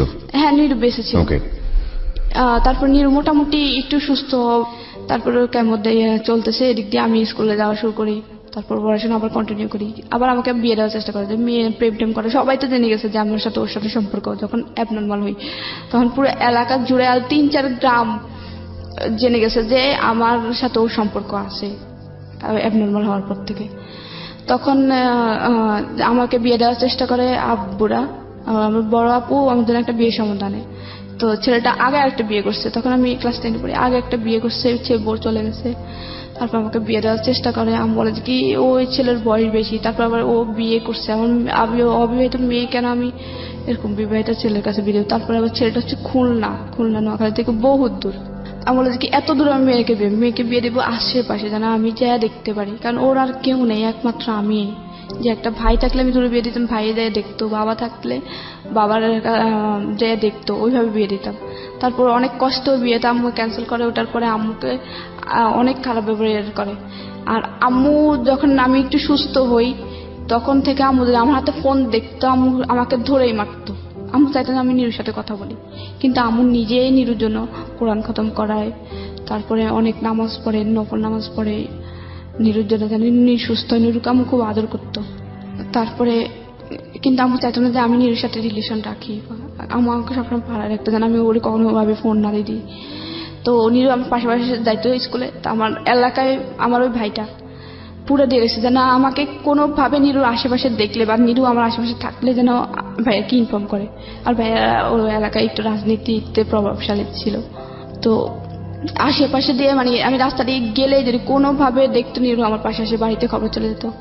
তারপর আম্মুকে বকা দিত। আম্মু আমাকে যখন যেটা পেত হাতে, অনেক সময় ধরা যাচ্ছে প্লেট আছে প্লেট দিয়ে মারতো, অনেক সময় হাত পাকা ছিল হাত পাকা দিয়ে মারতো, অনেক সময় সুপারি কাটা লোহার যে ছোতরা ওটা দিয়ে মারতো। মানে যখন যেটা হাতে থাকতো ওটা দিয়ে মারতো। তারপরে এই মানে কোনোভাবে চাইতো না যে নিরুর সাথে। তারপরও আমি লুকাই ওর সাথে কথা বলতাম। বিদেশ থেকে আব্বু ফোন দিয়ে আমাকে খুব গালাগালি করে, তোর মেয়ে মান সম্মান ডুবাবে এই সেই অনেক গালাগালি করে। তো বলে যে কি বিয়ে দিয়ে দেবো আর পড়াশোনা করার দরকার নেই, টেস্ট পরীক্ষা দিতে দিবে না। আমি আম্মুকে ঠিক পরীক্ষা 4 দিনে করলে আম্মু শুধুমাত্র আমাকে মেট্রিকটা পড়তে দাও, তাহলে অন্তত আমি নিজের খরচটা চালাতে পারবো। যদি কোনো তোমার মতো হইলো যেন আমার ফ্যামিলিতে নিজের ফ্যামিলি দেখতে পারি। বিয়ে হোক, হ্যাঁ বিয়ের পরে যেন আমি আমার শ্বশুর বাড়িতে যেয়ে যেন আমার ফ্যামিলি দেখতে পারি। তারপরে অনেক কষ্টে আমাকে রাজি করে টেস্ট পরীক্ষার জন্য রাজি করাই। তারপর টেস্ট পরীক্ষা দিই। তারপরে হচ্ছে এর 1 মাস আগে কিন্তু আমার পড়াশোনা অফ করে দেয়। তারপর টেস্ট পরীক্ষাতে 4টা মেয়ে এলাও হয় শুধুমাত্র, মানে অল বিশেষ পাশ করে 4টা মেয়ে আর ছেলে 6টা 10টা। তো ওইখানে 4 জনের ভিতরে আমি 2 ছিলাম। তারপরে আম্মু খুশি হয়। তারপরে আমি বলে যে কিনা আমি মেয়েকে আমি পরীক্ষা দেওয়া হবে, ও টাকা না দিলে আমি বাপের বাড়ি থেকে এনে দেওয়াবো। তারপরে আমার ফাইনাল পরীক্ষার জন্য ফর্ম ফিল আপের জন্য টাকা দিবে না, তোর মেয়ে কিভাবে পড়বে আমি জানি না, টাকা পয়সা আমি দেবো না। আমি বলেছি কি সারা বছর তো দাও না, এখন তো একটু টাকা বেশি লাগতেছে ফর্ম ফিল আপ, ওটা একটু দাও। সারা বছর তো মেয়েটার বেতন লাগে নাই, কোনো কিছু লাগে নাই। তারপরে দিবেই না, বলে যে কি তোমার মেয়ে তুমি বিয়ে দিয়ে দাও, পড়াশোনা করানো লাগবে না। তারপর আম্মু বড় মামা থেকে ছোট মামা থেকে নানু থেকে চেয়ে এনে তারপরে আমার ফর্ম ফিল আপ করায় তারপরে পরীক্ষার জন্য আমি প্রস্তুতি নিই। তারপর ফাইনাল পরীক্ষা দিই। তো যখন ফাইনাল পরীক্ষা প্রথম দিন আমি আমার পরীক্ষার সময় সবাই আম্মুকে জেঠি চাচি সবাইকে পা ধরে সালাম করে যেতাম। আম্মু শিক্ষা দিয়েছিল সবসময় যে কারোর সাথে এখন প্রথম ইন্ট্রোডিউসে সালাম দিবা, অনেক বেশি মুরব্বি হলে পা ধরে সালাম করবা, পরীক্ষার সময় পা ধরে সালাম করবা। তারপরে পরীক্ষার সময় আমি ভাইয়াকে সালাম করতে চাই ভাইয়ার রুমে পরীক্ষা ফার্স্ট দিন, যে ভাইয়া পরীক্ষা দিতে ভাইয়ার সাথে সাথে আমাকে দেখেই কম্বল দিয়ে মুখ ঢাকে ফেলে। তখন শীতকাল ছিল, ফেব্রুয়ারি। পছন্দ করতো না আপনাকে? আমি তারপরে সালাম দিতে গেলাম যে ভাইয়া পরীক্ষা দিতে যাচ্ছি আমি। তারপর ভাইয়া মুখ ঢাকা অবস্থায় বাইরে বলি যে ভাইয়া আমি পরীক্ষা দিতে যাচ্ছি, দোয়া করেন। তারপর পরীক্ষা দিতে যাই, যাওয়ার পরে পরীক্ষা দিই কন্টিনিউ। পরীক্ষাটা ওইভাবে কেউ নিয়ে যেত না, তখন আম্মুর কাছে টাকা ছিল না। আম্মু কি করে স্কুল থেকে একটা বাস ইয়ে করে যে এখান থেকে প্রায় অনেক ছেলে মেয়ে একসাথে একই বাসে যাবে আসবে, পরীক্ষার হলে নিয়ে দিয়ে আসবে আবার নিয়ে আসবে একটা বাস। তো আমি ওই বাসে দিয়েছে কারণ বাসে খরচ কম, এই জন্য কেন। তারপর এইভাবে যাই। আমার খারাপ লাগতো যে পরীক্ষা কেন সবার মা আসতেছে, কারো বাবা আসতেছে, কারো ভাই আসতেছে, কখনো আমার কেউ আসে না। এক একদিন আমার ক্লাসমেটদের আমার বান্ধবীদের এক একজন যাইতো, কিন্তু আমার কেউই আসতো না। তারপরে একদিন নিরু আসে, আমি যখন বললাম যে আমার খারাপ লাগে। তারপর ও ঢাকা থেকে যখন কেমন দিয়ে যায় তারপরে তখন আবার ও যায় কেন্দ্রতে। আচ্ছা, তারপরে পরীক্ষাটা দিই, পরীক্ষার রেজাল্ট আসে, রেজাল্ট তো ভালো হয় না, 4.60 আসে। তারপরে আমি ভাইয়ারে বলি যে ভাইয়া আমি পাস করছি। আমি বলেছি কি তুমি ভাইয়ারে বলো যে ভাইয়া আমি পাস করছি। বলি বড় ভাইয়া যে ভাইয়া আমি পাস করছি। ভাইয়া বলে যে কি হ্যাঁ শুনছি, ব্যাস আর কোনো কিছু না। তারপরে আমার খুব খারাপ লাগে যে আমি আমাদের এলাকার মধ্যে ভালো করছি। আমার আগে 2টা মেয়ে ছিল শুধুমাত্র, একটা প্লাস পাইছে আর একটা হচ্ছে 4.83 পাইছে। তারপর আমি ছিলাম 3য়। তারপরে আমার খারাপ লাগে যে আম্মু খুশি, অনেকেই খুশি, আমার ভাই চাচাতো বোনও কিন্তু ভালো রেজাল্ট করেন, 3.23 পায়। তারপরে এত ভালো রেজাল্টের পরেও ভাইয়া একটু মোটামুটি ভালো গ্রামের জন্য, ভাইয়া একটু বললো না যে ভালো করছি সামনে আর ভালো করি। তারপরে আবার বিয়ের জন্য চাপ দেয়। তারপর আমি হচ্ছে কি দেখি যে কি আমার কষ্টকে বিয়ার করবে না, আমি আম্মুকে বলি যে আম্মু সরকারি কলেজে। তা আমরা যে সরকারি কলেজ হচ্ছে জেলা শহরে, তুই এখান থেকে যাবি কিভাবে, আসা যাওয়ার খরচ, বুঝলাম যে কোনো খরচ হবে না, কিন্তু আসা যাওয়ার খরচ যাতায়াত ভাড়া করতে গেলে বলছে আম্মু একটা ম্যানেজ হয়ে যাবে, তুমি অতটা, শুধুমাত্র আমি বাসে যাবো। আমি বাসে উঠতে পারতাম না, তারপর বলতাম যে বাসে যাবো, আমি বাসে উঠলে বমি করতাম। তারপর বললাম যে বাসে যাবো আম্মু, আমি সরকারি কলেজে পড়বো, দেখি না যদি চান্স পাই। চান্স পেলে তো লাগছে, আমার সার্টিফিকেটে থাকবে যে গভর্নমেন্ট ওমেন্স কলেজ, কোনো বেসরকারি কলেজ না। তো আমি বলে যে কি আচ্ছা আম্মু না, হ্যাঁ এর ভিতরে বলে আচ্ছা ঠিক আছে দেখ। তারপর আমি ফর্ম নেওয়ার পরে আমার আসে, তারপরে আসার পরে আমি ভর্তি হই, আর নাম থেকে টাকা এনে আম্মু ভর্তি করাই, আম্মুর কিছু টাকা জমানো ছিল। তারপর আবার ওই যে ক্লাস 10 পরীক্ষার পরে, এসএসসি পরীক্ষার পরে একটা উপবৃত্তি দেওয়া হয় 2300 টাকার। তো আমার খরচ হয়েছিল ভর্তি হইতে 1900 টাকা। তো আমি ওই টাকা দিয়ে ভর্তি, তারপর ওই আসা যাওয়ার খরচ মোটামুটি চলো। তো আব্বু আবার এর ভিতরে আসে, আমার পরীক্ষা মানে ইন্টারে মাত্র ভর্তি হয়েছি, 1 মাস গেল, মানে 3-4 দিন আমি কলেজে গেছি। তারপর বইয়ের লিস্ট দেয়, তারপর নানু আম্মুরে বলে নানু টাকা দেয়, বই কিনি, নতুন বই কিনি। আব্বু হঠাৎ করে আইসে কয়েকদিন পরে বলে যে কি মেয়ে বিয়ে দিয়ে দেবো। আম্মু বলে যে কি মেয়ে মাত্র ভর্তি হলো সরকারি কলেজে, মেয়ে পড়তে দাও। তারপরে কি করে একটা ছেলে আসে দেখতে হঠাৎ করে একদিন। আবার আমি টিউশনই করতাম, ফাঁকে ফাঁকে টিউশনই করতাম, একটা 9-এর মেয়ে পড়াতাম। তারপরে হচ্ছে কি আব্বু একটা ছেলে পাঠাই আমাকে দেখার জন্য। তো আমি যেভাবে ছিলাম ওই অবস্থায় ছেলেটা দেখে, ছেলেটা পছন্দ করে। তারপরে হচ্ছে কি গ্রামের মেয়েদের মুখ দেখলে টাকা দিয়ে দেখে, তারপরে হচ্ছে মানে কনে দেখতে হলে তারপর হচ্ছে ওই ছেলেটা আমাকে 500 টাকা দিয়ে যায়। তা আমি কিছু বলি না, আমি যে ভাবির কাছে দিই টাকাটা, ভাবির কাছে দেওয়ার পরে ভাবি টাকাটা রাখে। তারপরে আমি ভাবি আমি বিয়ে করবো না, ছেলেটা আমার পছন্দ হয় না, ছেলেটা পড়াশোনা করে নাই, আমি বিয়ে করব না। তো ভাবি বলে যে ছেলেটা হচ্ছে আনসার বাহিনীতে চাকরি করে, আনসার ক্লাস 10 পর্যন্ত পড়ছে, মেট্রিক পাস করছে, কিছু হবে না, দেখলে তার বিয়ে হয় না, দেখছে। তো আজকে দেখতে আসছে, এর পরের দিন আব্বু নাকি ওদের সাথে কথা বলতে গেছে, ওরা নাকি ডাকছে কথা বলার জন্য। তো এরপর দিন যেদিন দেখতেছি, এরপর দিন রাতে 11টার সময় আমি ঘুমাই গেছিলাম। পরের দিন আমার কলেজ ছিল জন্য ঈদের 3 দিন পরে, কোরবানি ঈদের 3 দিন পরে। তারপরে হচ্ছে আমাকে রাতে 11টার সময় ঘুম থেকে উঠায় আম্মুর রুমে নেয়। নেওয়ার পরে আমি ঘুম চোখে মানে চোখ ডলতে ডলতে আম্মুর কাছে যাই, যে আম্মু কি হয়েছে, আব্বু ডাকছিল, হ্যাঁ। তারপরে বলছে কালকে থেকে কলেজে যাওয়ার দরকার নেই, পরশুদিন তোমার বিয়ে। আমি তো মানে ঘুম চোখে মানে চোখ ডলতেছি, ভাবতেছি ঘুমের ঘরে কিছু স্বপ্ন দেখতেছি নাকি উল্টা পাল্টা। তারপর আমি ঢুলতেছি, মানে ঘুমের মানে পিলার ধরে ঢুলতেছি, মানে ঘুম পড়ে যাবো অবস্থায়। তারপরে আমাকে মেজা ধরে চাকরি মারার পরে মানে একটা মোটামুটি ঘুমটা একটু ছাড়ে, ধরে হাত ধরে চাকরি দেয় যে তোর কি বলেছিস শুনতেছিস। তারপরে আমি বললাম যে কি হয়েছে। তো বলে যে কি কালকে থেকে কলেজে যাওয়ার দরকার নাই, পরশুদিন তোর বিয়ে। বিয়ে আমার কার সাথে? কালকে যে ছেলেটা দেখতেছে। আচ্ছা না, ওটা আমি বিয়ে করবো না, ও পড়াশোনা করে নাই, ওই ছেলে উল্টাপাল্টা প্রশ্ন করে আমাকে, মানে বলতেছে যে আমার নাম লিখতে, এই যুগে কেউ নাম লিখতে বলে। তাছাড়া ছেলেকে আমি যখন বললাম যে আমি গভর্নমেন্ট ওমেন্স কলেজে পড়ি, তো গভর্নমেন্ট ওমেন্স কলেজ কি আমার চেহারা দেখে ভর্তি করেছে? আমি ঠিকই বললাম যে চেহারা দেখে ভর্তি করেছে, যে আমি নাম লিখতে পারবো না, আমার ঠিকানা লিখতে পারবো না। আমাকে আমার নাম ঠিকানা লেখাইছে ওই ছেলে। আমি ছেলের বিয়ে করবো না, কারণ ওর মধ্যে মিনিমাম কমন সেন্স নেই।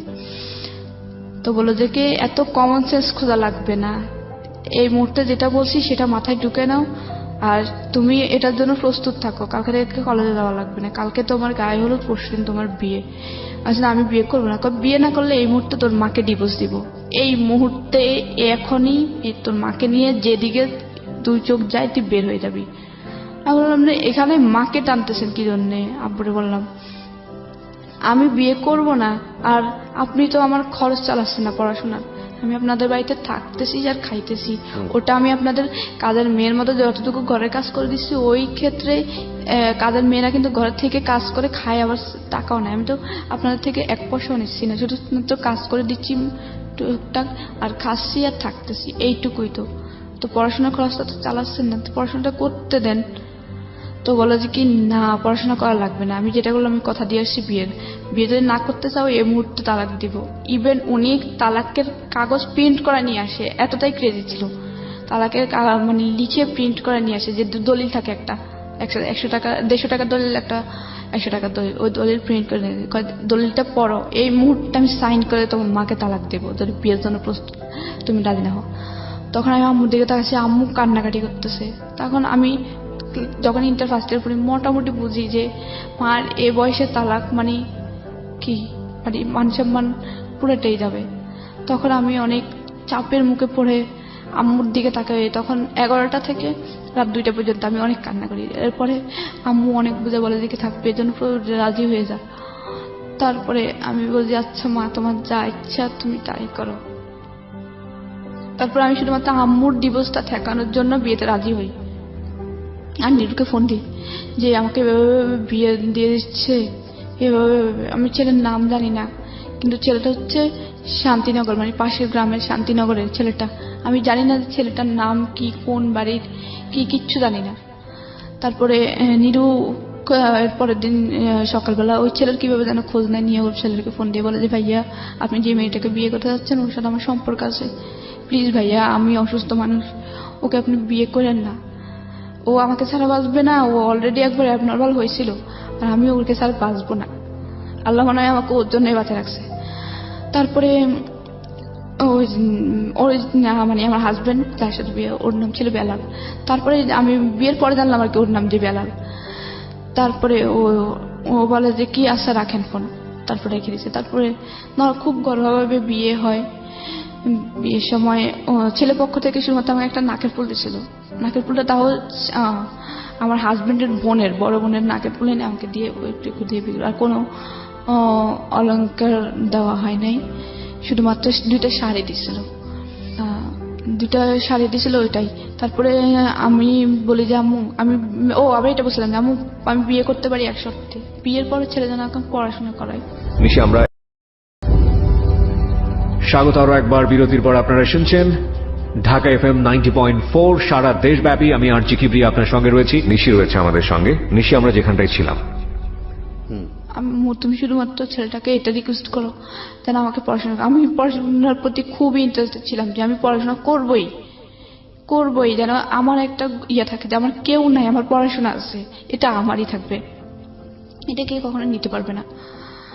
তো আমি বলা যে কি আমি ছেলের সাথে কথা বলছি, ছেলে তোমাকে পড়াশোনা করাবে, তুমি চিন্তা করো না। তারপরে আচ্ছা আমি কিন্তু এদিক দিয়ে নীরুকে বলে রাখছি যে তুমি আমাকে কোনোভাবে নিয়ে যাও। তখন নীরু খুবই অসুস্থ ছিল, ওর হাইড্রোজের কেমন ছিল, ওর খুবই প্রচন্ড বুকে ব্যথা ছিল, খুব অসুস্থ ছিল, ও কিছু করে না। তখন ও চিন্তা করলো যে আমি ওটাতে নিয়ে আসবো। ও খুব কান্না করছিল, খুবই, ওর ফোনের মানে ওই দিনের কান্নাটা মানে খুব চিৎকার করে কান্নাটা আমার কানে এখনো বাজে। নীরু হ্যাঁ, তো আমি বললাম যে তুমি আমাকে নিয়ে যাও প্লিজ, আমি এখানে থাকলে আমার বিয়ে দিয়েই দেবে, আম্মুর ডিভোর্স হয়ে যাবে আমি যদি বিয়ে না করতে পারি, এখানে থাকা অবস্থা বিয়ে না করলে তুমি আমাকে কোনোভাবে পালায় নিয়ে যাও। ও বলে যে কি আমি পালায় নিব কি, নিতে পারতেছি না এখন এই মুহূর্তে, আমি তোমাকে আর ছাড়তে পারতেছি না, বা পালায় নিয়ে যাব সেটাও পারতেছি না। আমি যে একটা রোজগার করে নিয়ে তোমাকে পালায় নিয়ে কিছু একটা করে খাবো বা একটা দিন তোমাকে চালাবো, একটা দিন চালানোর মতো ক্ষমতা আমার মধ্যে নাই, ওই এবিলিটি আমার নাই। কারণ আমি আমার বাবার উপর ডিপেন্ড, আমার বাবা আমার সম্পূর্ণ ক্যান্সারের কষ্টে বের করতেছে, এই অবস্থা আমি তোমাকে নিয়ে কি করব? আমার নিজের রাস্তা করে মরতে হবে, কারণ আমার ক্যান্সার চিকিৎসা না করলে আমি শেষ। তারপর ও খুব কান্নাকাটি করে। তারপর আমার নর্মালি ভাবে বিয়ে হয়, আমার 2টা বান্ধবীকে দাওয়াত দিই, আমি খুবই কান্নাকাটি করি। আমার 2 দিনের কান্নায় মানে সারাক্ষণ চোখ দিয়ে পানি পড়ে। তারপর চোখ মুখ ফুলেছিল, আমি ওই ছেলের মুখে দিয়ে কিন্তু তাকাইনি যখন ও আমার দেখতে আসে। তারপর নামও জানতাম না। তারপরে বিয়ে হওয়ার পরে ওকে যখন সদরে দেয়, মানে সদর বলতে জামাই করে নেয়, তো নেওয়াটা শেষ হলো। তারপরে হচ্ছে কি কথা ছিল যে আমাকে উঠে নিবে না, আর 3 মাস পরে উঠে নিবে, বা ছেলেও থাকবে না। তারপরে ছেলে থাকবে না, তারপরে কি ছেলে হঠাৎ করে বলতেছে যে বিয়ের কাজ সম্পূর্ণ সন্ধ্যার পরে বলতেছে কি ছেলে আজকে যাবে না, ছেলে থাকবে এখানে, মেয়ের সাথে থাকবে। তারপরে রাত্রে 11টার দিকে মানে নর্মালি ভাবেই ওর সাথে আমাকে দেয়, মানে বাসুর দেওয়ার পর আমি ওর নাম জানতাম না। তারপরে ভাবি বললো যে ভাবি ছিল আমার, ভাবি আমাকে বললো যে ওকে সালাম করো। আমি নর্মালি ওকে সালাম করলাম, করার পরে ভাবি চলে গেল। তারপর দরজাটা অফ করলো, আমি ওর নামও জানি না তখন পর্যন্ত। আর ও আমাকে প্রথম বললো যে কি কালকে আমাকে একটা ছেলে ফোন দিয়েছিল, ওর ডিরেক্ট প্রথম কথা এটা, ভাবির যে রুম থেকে বের হয় ও সোজা এটাই কথা ছিল। কালকে একটা ছেলে আমাকে ফোন দিয়েছিল, ছেলেটার নাম নিরু বলছিল। ছেলেটা বলছিল তোর সাথে নাকি ওই ছেলের সাথে সম্পর্ক ছিল, এটা কি সত্য? তাই আমি ওর সাথে লুকাই না, কারণ ওর সাথে যখন আমার বিয়ে হয়েই গেছে তখন আমি ওর কাছে বলি যে হ্যাঁ সম্পর্ক ছিল, জাস্ট এটা বললাম যে সম্পর্ক ছিল। আমার এখনো মনে পড়ে ও আমাকে এত পরিমাণ থাপ্পড় দিছে, মানে একটা মেয়ের জীবনে স্মরণীয়। বাসর রাতেই তখন পর্যন্ত আমি ওর নাম জানি না। ওর সাথে আমার প্রথম কথা এটাই ছিল, ওর সাথে আমার বলা প্রথম কথা এটাই যে হ্যাঁ ছিল হাজবেন্ড ওয়াইফ। প্রথম ইন্ট্রোডিউস আমি ভাবলাম যে শুরুটা হয়তো অনেক সুন্দরভাবে হবে, যে ও আমার নাম জিজ্ঞেস করবে বা জিজ্ঞেস করবে যে আমি ভবিষ্যতে কি হতে চাই, আমাকে ওইভাবে করতে যাবে, যে আমি কি হতে চাই আমাকে ওই বানানোর চেষ্টা করবে, যে পড়াশোনা কন্টিনিউ করবো। আমাকে প্রথমে জিজ্ঞেস করলো যে তোর নাকি একটা ছেলের সাথে সম্পর্ক ছিল, আমাকে ফোন দেয়। বলার পরে আমি বললাম যে হ্যাঁ ছিল। ও আমাকে এত পরিমাণে থাপ্পড় দেয়, মানে থাপ্পড়ের পর থাপ্পড়, 2 হাত দিয়ে দিয়েছে, 2 গালে দিতেই ছিল। আমি খুব জোরে কান্না করি তখন। করার পরে ও আমাকে বালিশ চাপা দিয়ে মুখের মধ্যে বালিশ চাপা দিয়ে বলে যে গলার সাউন্ড যেন রুম থেকে বেরোয় না যায়। আমি খুব কান্না করতেছিলাম, কিন্তু আমার ওই পাশের রুম থেকে আমি এত জোরে কান্না করতেছিলাম, থাপ্পড়ের আওয়াজ কিন্তু শোনা যাচ্ছিল, আমার ভাবি শুনতেছিল। শোনার পরে মানে ওর সাথে আমার প্রথম মিটেই খুব খারাপ একটা ধারণা আমার মধ্যে জেগে যায় যে ও আমার প্রথম শব্দটাই থাপ্পড়। আমার প্রথম একটা কথায় আমি ওর তো সত্য বলছিলাম, কারণ আমি যদি ওর মিথ্যে বলি হয়তো ও পরে শুনলে আমাকে অবিশ্বাস করবে যে আমার কাছে লুকাইছিস কেন। এই জন্য আমি সত্যটা বলার পরে আমি ঝাপটা মেরে ফেলে নিঃশ্বাস নিয়ে তারপরে বললাম যে আমাকে সত্য বলাটা অপরাধ ছিল। তারপর আমাকে মানে জোর করে ফিজিক্যাল রিলেশনে জোড়ায়, আর ওটাতে আমার কোনোভাবে ইচ্ছে ছিল, কারণ ও প্রথম অবস্থায় থাপ্পড় মানে এটাতে আমার কোনো ইচ্ছে ছিল না, কারণ আমার তখনই ওর মধ্যে যে ওর প্রথম মিটে যে আমাকে থাপ্পড় মারতে পারে, ওর প্রতি আর কি ধারণা জন্মাবে। আমার ওটা তো কোনোভাবে ইচ্ছে ছিল না যে ওর সাথে আমার ধরন করে ইচ্ছে হোক। তারপরে ওর জোর করে ফিজিক্যাল রিলেশন হওয়ার পরে সকালবেলা যখন ঘুম থেকে উঠার পরে আমার অবস্থা খুবই খারাপ, খুবই। ও আমার এমন অবস্থা করছিল, মানে আমার ভাবি, তারপরে আমার আম্মু মানে ভাবি লজ্জায় আর কি, যে বলবো যে কালকে বিয়ে হয়েছে আজকে হসপিটালে অ্যাডমিট করতেছে, লজ্জায় আর ভর্তি করে না হসপিটালে। ও আমার এমন অবস্থা করছিল। তারপরে আমি হাঁটতে পারতেছিলাম না। তারপরে আমার ভাবি আমাকে কি করে, আমাদের পাশের বাড়ির একটা ছেলে দিয়ে ভাবি এমনিতে ফার্মেসি থেকে পেইন কিলার এনে খাওয়ায়। তারপরে ভাবি ওকে ডাকে কিছু নাস্তা করার, সকালে নাস্তা হয়, নাস্তা করার পরে ভাবি ডাকে, বলেছে কি ভাই আপনি মানুষ, প্রথম মিটে ওরে আপনি এত মারা হাসছেন, তারপরে এমন অবস্থা, আপনি কি মানুষ নাকি? জীবনের বউ পাইতেন না? ও তো আপনারই, আপনি কি ওকে একদিনের জন্য পাইছেন যে একদিনের জন্যই ইয়ে করে মেরে ফেললাম বাস শেষ? ও তো আপনার সারা জীবনেরই। আপনি ওর প্রথম অবস্থায় এমন অবস্থা করলেন, লজ্জায় তো কিছু বলতে পারতিস না, কিছু করতে পারতিস না। এরপরে ও তখন নিচের দিকে তাকায় থাকে। তারপর আম্মু বলে যে দেখো আমার মেয়েটারে আমি 7 মাস বয়সে পাই, ও আবার আমার এটা জেনে বিয়ে করে যে আমি দত্তক নেওয়া। আমি ওরা অনেক কষ্টে মানুষ করছি, অনেক কষ্টে এ পর্যন্ত আনাইছি। ওর খুব ইচ্ছা পড়াশোনা করার, তুমি প্লিজ ওরা পড়াশোনা করে। তারপর বললো যে আচ্ছা ঠিক আছে করাবো। ও আবার আম্মুকে একটু রেসপেক্ট করতো, আব্বুকে রেসপেক্ট করতো। তারপরে এর পরের দিন ও থাকার পরে এর পরের দিন আমি ওর সাথে আর ওইভাবে কথা বলি না। তারপরে ও বলে যে কি কালকে রাত্রের জন্য সরি। তো আমি বললাম যে এটা কোনো মানুষের আচরণ? আপনি আমাকে নর্মালি জিজ্ঞেস করতে পারতেন, আপনি আমাকে মেরে কি মজা পেয়েছেন বলেন তো, আমাকে এতগুলো থাপ্পড় মেরে কি মজা পেয়েছেন বলেন তো। তো বলে যে কি মারছি, প্রেম করছিস কি জন্যে? তো বলে যে সম্পর্ক কবে ছিলাম? 4 বছর। ওর সাথে সাথে মুখ ঘুরে ফেলে কয় যে 4 বছরের সম্পর্ক, কি না কি হয়েছে আল্লাহ জানে। কিন্তু নিরু কখনো আমাকে টাচও করে নাই, অনেস্টলি বলতেছি, নিরু কখনো আমাকে টাচই করে নাই। ও একদম খুবই ভালো ছিল, নামাজ পড়তো 5 ওয়াক্ত। তারপর ওর ক্যান্সার ছিল, কখনো ওই ধরনের কিছু ধরতো না, খুবই ভালো ছিল। আমরা সুযোগ পেতাম না, কোনোভাবে কেউ যদি দেখতো রাস্তা দিয়ে স্কুলে যাইতে কথা বলতাম, সাথে সাথেই বাড়িতে মাইর খেতাম প্রচুর। তারপরে আমার বিয়েটা হয় 14 সালে 14 অক্টোবর। তারপরে 14 সালের 14 অক্টোবর বিয়ে হয়। তারপর আমাকে এর 1 মাস হয় নাই, 7 তারিখে 7 নভেম্বর ওদের বাড়িতে নেওয়ার কথা হয়।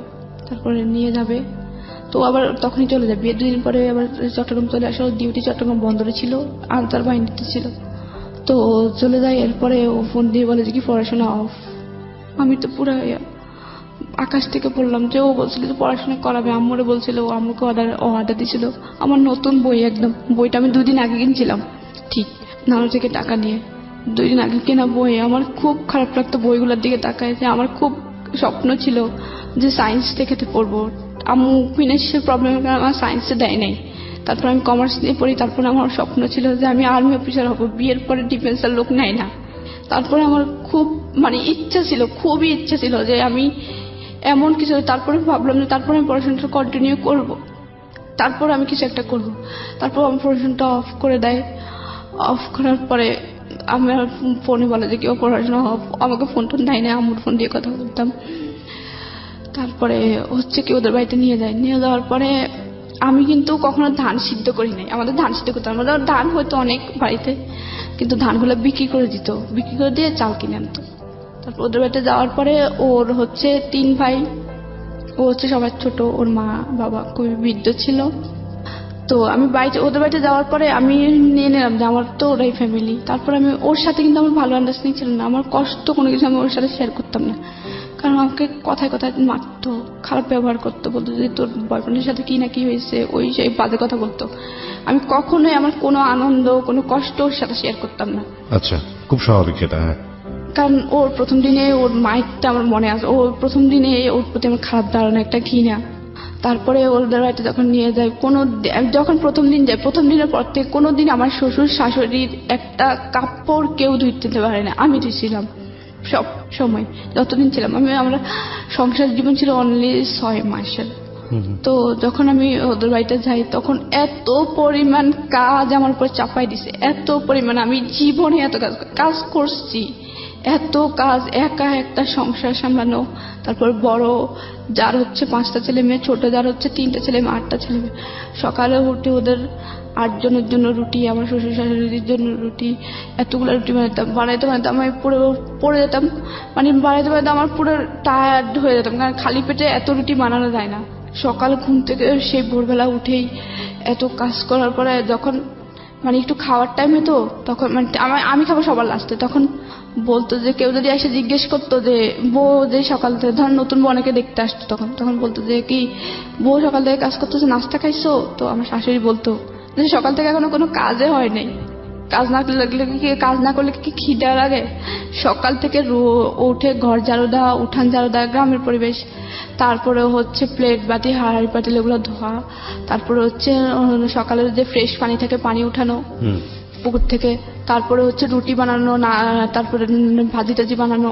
এরপরে আমার শাশুড়ি বলতে যে সকাল থেকে এখনো কোনো কাজে হয় নাই, কাজ না করলে কি খিদা লাগে? এখনো খাওয়ার সময় হয় নাই। আমার ওই জিনিসটা খারাপও লাগতো, আমার হাসিও পাতাম, যে লাইক জোক, আর যে কাজ না করলে নাকি খিদা লাগে না। তারপরে হচ্ছে সকাল থেকে এত কাজ হয়েছে, তারপর উল্টো চিন্তা এত খাওয়ার এত পরিমাণ কষ্ট দিয়েছে। ছোট্ট একটা রুটি উনি দিতে, রুটিটা ভাগ করে অর্ধেক দিতে আমার খুব খারাপ হয়, কারণ যখন অনেক বেশি পরিশ্রম হয় তখন খাবারটা ডিপেন্ড করে। খাবারটা অনেক তাড়াতাড়ি একটু তাড়াতাড়ি খিদা লাগে, কিন্তু খাবারটা চাইতাম টাইম মতোই খাইতে বলতাম। আমার না দেওয়া ছাড়া আমার একটা ছোটবেলা থেকে অভ্যাস যে আমাকে কেউ বেড়ে না দিলে আমি নিজের হাত দিয়ে কোনো খাবার নিয়ে খাই না। তখন আমি নিজে থেকে, আমার আম্মু শৃঙ্খলা শিখেছিল ওই বাড়িতে থাকা অবস্থায়। আমি বলতো যে কি তোমার ভাবি যখন বেড়ে দিবে তখন খাবা, বা আমি বেড়ে দিলে তারপরে খাবা, নিজের হাত দিয়ে খাবা না।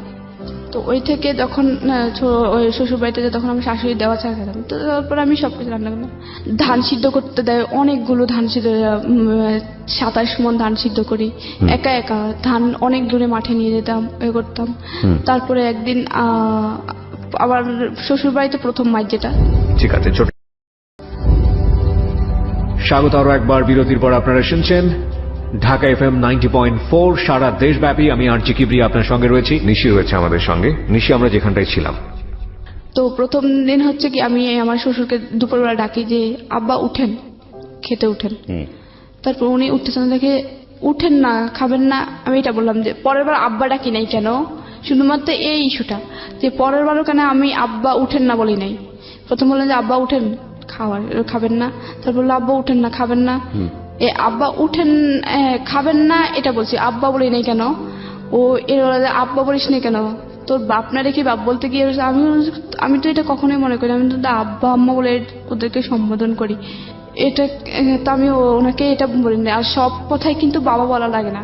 আমি যখন কাউকে ডাকি যে একবার নাম ধরলে সব জায়গায় নাম ধরতে হয়, ঠিক এটাও কিন্তু একটা নাম হিসেবে ব্যবহার হয় যে আব্বা উঠেন না, আব্বা খাবেন না, আব্বা আব্বা বলা লাগে, একবার আব্বা বললেই তো হয়।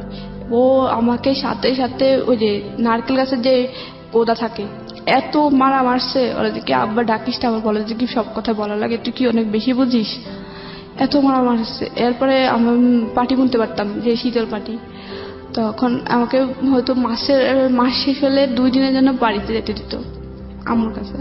তো মাস শেষ হয়েছে, আমি বললাম যে বাড়িতে যাবো কালকে, যাবো কি? তো বলে যে কি আচ্ছা যাইস। তারপরে যখন আমার শাশুড়ি জিজ্ঞেস করলো তুমি কি পাটি বুনতে পারো, আমি বলছি হ্যাঁ পারি, কিন্তু এমনিতে কেউ থেকে শিখি নাই। বড় আপু পারতো, কিন্তু বড় আপু কখনো আমার শিখেতো না, উনি আমার সামনে বানাতো না। এমনিতে আমি দেখে দেখে পারি, যে পাটি বানানো শেষ হয়ে গেছে, পাটিটা টানায় রাখছে, ওখান থেকে দেখে দেখে পারতাম, শিখে গেছি। ও বলার পরে সাথে সাথে ও পাটি বানার যে গাছ থাকে ওই গাছ কাটা শুরু করে দিয়েছে, যেন আমি বাড়িতে না যেতে পারি। তারপরে আমার বাড়িতে যেতে খুব বিয়ে করতো, কারণ এখানে আমি খুবই অত্যাচারিত ছিলাম, খুব মারতো। আর আমার শাশুড়ি খুব মিথ্যে কথা বলতো ওর কাছে। তারপরে পাটি বোনার গাছ কাটে, তারপরে আর যাওয়া হয় না বাড়িতে। তারপরে ওগুলো ছিলে টেলে শুকিয়ে টুকে পাটি বানাতাম। একটা পাটি বানাতাম 5 আছে 6 একটা বানাইছে, আর একটা বানানো অর্ধেকটা বানাইছে। বানানোর পরে ও আমার শাশুড়ি প্রতিনিয়ত মিথ্যে কথা বলে, ওই জন্যই আমাকে ওর চিটাগং থাকা অবস্থায় আমার সাথে খারাপ ব্যবহার করতো। তারপরে একদিন সন্ধ্যার সময় পাটি বুনতেছি, বোনার পরে মাগরিব আজান দিয়ে তো উঠে যেতাম যে আর নামাজ পড়তে হবে। তো মাগরিব আজান দিয়েছে, আমি উঠছি, তখনই ও ফোন দিয়েছে। ফোন দেওয়ার পরে তখন আমি ফোন রিসিভ করে কথা বললাম। তারপরে কথা বলে ও বলেছে কি মার কাছে দাও, তো মার কাছে দিলাম। ওরা আমার সাথে কথা বলছে। তো আমি অনেকক্ষণ তো মানে নিচে বসেছিলাম, মাটিতে বসেছিলাম তো পাথরে। এখন আমার কোমরা ঠাকুরতেছি, একটু খাটে বসলাম, আমার শাশুড়ির খাটে। তো উনি নিচে বসে নামাজ পড়বে বলে বসে আছে। উনি নামাজের বিছনায় বলেছে তোর বউ এখনো পর্যন্ত একটা পাতি মানে বিছনার একটা পাতা গাঁথে নেই, চিকন যে পাতা থাকে ওই পাতা একটাও গাঁথে নাই। ও সারাদিন একটা কাজও করে না, একটা পাতাও গাঁথে নেই। আমি মাত্র পাতা গেঁথে উঠলাম, মাত্র ও ফোন দেওয়ার পরে উঠলাম। মাগরিব আজান দিচ্ছে, এখন নামাজ পড়তে হবে, হাঁস মুরগি ঢুকাতে হবে, তারপর পানি টানি ঢুকাতে হবে, এজন্য। তো উনি এটা বললে, তারপর বললো যে ও মানে ফোন একটু ভলিউম বড় ছিল, শোনা যাচ্ছিল যে ও কি বলতেছে। তারপর বলছে ও একটা কাজ করে না, কমপ্লেইন করেছে আপনার এগেইনস্টে। হ্যাঁ, কমপ্লেইন করার পরে তারপরে উনি যখন ফোনটা খাটের উপরে রাখবো, নিচে বসে নাও চলতেছিল, নিচে থেকে ফোনটা উপরে রাখতে যে দেখে যে আমি খাটের উপরে বসে আছি। আমি কিছু পারি না, হাসতেছি ওনার দিকে তাকায় যে উনি মিথ্যে কথা বলতেছে। শাশুড়ি? হ্যাঁ, উনি আমাকে দেখে একটু থতমত খেয়ে যায় যে মিথ্যে বললো, নামাজের পার্টিতে বসে মিথ্যে বললো, একটু শুধু মতো খেয়ে দেয়। তখন দেখা যায় আমি ওনার দিকে তাকায় হাসতেছি। তখন আমি মানে কেন খুব হাসি আসলো যে উনি নামাজের পার্টিতে বসে মিথ্যে কথা বলতেছে, তাও আমি মাত্র উঠলাম পার্টি বানায়। একটা 5 হাতে 6 হাতে পার্টি বুনতে অনেক সময় লাগে। পার্টিকে আপনারা বিক্রি করতেন? না, বিক্রি করতে বলতে কি ওই তখন পার্টি ছিল না, খাটের মধ্যে বিছানা আমাদের নিজেরা ব্যবহার করার জন্য। আমার বড় ননসের জন্য, ছোট ননসের জন্য 2টা বানাইতে হবে, আর আমাদের জন্য। তো তখন উনি মিথ্যা কথা বলার পর আমি হাসলাম, উনি আমার দিকে তাকাই এবার হাসি দিল। হাসি দেওয়ার পরে তারপরে নামাজের পরে ও তো জানে আমি এখন নামাজ পড়বো, তা নামাজ পড়লাম, কাজটা শেষ করলাম। শেষ করার তারপরে ও ফোন দিচ্ছে, ফোন দিয়ে বলে কি তুই নাকি একটা কাজও করিস না, মা বসে বসে পাটি বানায়। তারপরে বললাম তোমার মাকে চোখে দেখে পাটি বুনবে, এটা বললাম। তোমার তো চোখে দেখে না, পাটি বুনবে কিভাবে? তাহলে একটা পাটি যে বোনা হয়েছে ওটা কে বুনছে বলো তো? আর একটা পাটি যে অর্ধেকটা বানাইছে, 3 হাত বানানো হয়েছে, তাহলে ওটা কে বানাইছে বলো তো? তখনই আমার শাশুড়ি এসে আমার ফোন আমার হাত থেকে নিয়ে যাবে, বলে যে কি এই সগলখোর দুইচা মানে যাতা বলতেছে। আমি বলছি সগলখোর কাকে বলে আপনি জানেন? সগলখোর তো আপনি করছেন, আমি করি নাই। আমি তোর কাছে কোনো মিথ্যে কথা বলি নাই, আপনি মিথ্যে কথা বলতেন। এখন ও আপনার কাছে মিথ্যে কথা বললেন, আমি তো আপনাকে এটা বলি যে আপনি মিথ্যে কথা কেন বললেন? আমি শুধু এটা বললাম যে পাটিটা যদি আমি না বলি তাহলে পাটি একটা বানানো হয়েছে, 6 হাতে 5 হাতে পাটি বুনতে কি কম সময় লাগে? এই পাটিটা বুনেছে কে? আর এখন যে 3 হাতে একটা বানানো হয়েছে ওইটা বানাইছে কে? তারপরে আমি ওইসব কিছু মনে করতাম না, জানতাম যে আমারই সংসার, আমাকে সবাই বলতো যে আমার সংসার তুমি, তোমার সংসার তুমি তো করবে, আমি বলতাম যে আমার সংসার আমি করি। তারপরে করতাম, কিন্তু আমার সব সময় একটা আফসোস থাকতো। আমি মাঝে মাঝে যদি ওর একটু মাইন্ড ভালো হইতো তখন আমি বলতাম যে আমি পড়াশোনা তো করি, আমার ফার্স্ট ইয়ার ফাইনাল চলে আসছে, আমি কলেজে যাই, আমি পরীক্ষাটা দিই, সেকেন্ড ইয়ারে ভর্তি হব। ও বলতো যে কি না দরকার নেই, পড়াশোনা করা লাগবে না, পড়াশোনা করবা ছেলে মেয়ে হওয়ার পরে। তারপরে হচ্ছে কি ও চাইতে যে তাড়াতাড়ি বাচ্চা দিতে। আমি বললাম যে আম্মু, তখন আমার মানে স্বাস্থ্য আগে ভালো ছিল, তখন ওদের বাড়িতে এত কাজ করার পর আমার স্বাস্থ্য অনেক খারাপ হয়ে যায়, অনেক ওয়েট কমে যায়। করে দেওয়ার পর আম্মু বলে যে কি, ওরে বলে যে বাচ্চা বাচ্চা নিও না, নিশি এখন ছোট তো, ওর এখন মানে স্বাস্থ্য অবস্থা খুব খারাপ, বাচ্চা বাচ্চা নিও না।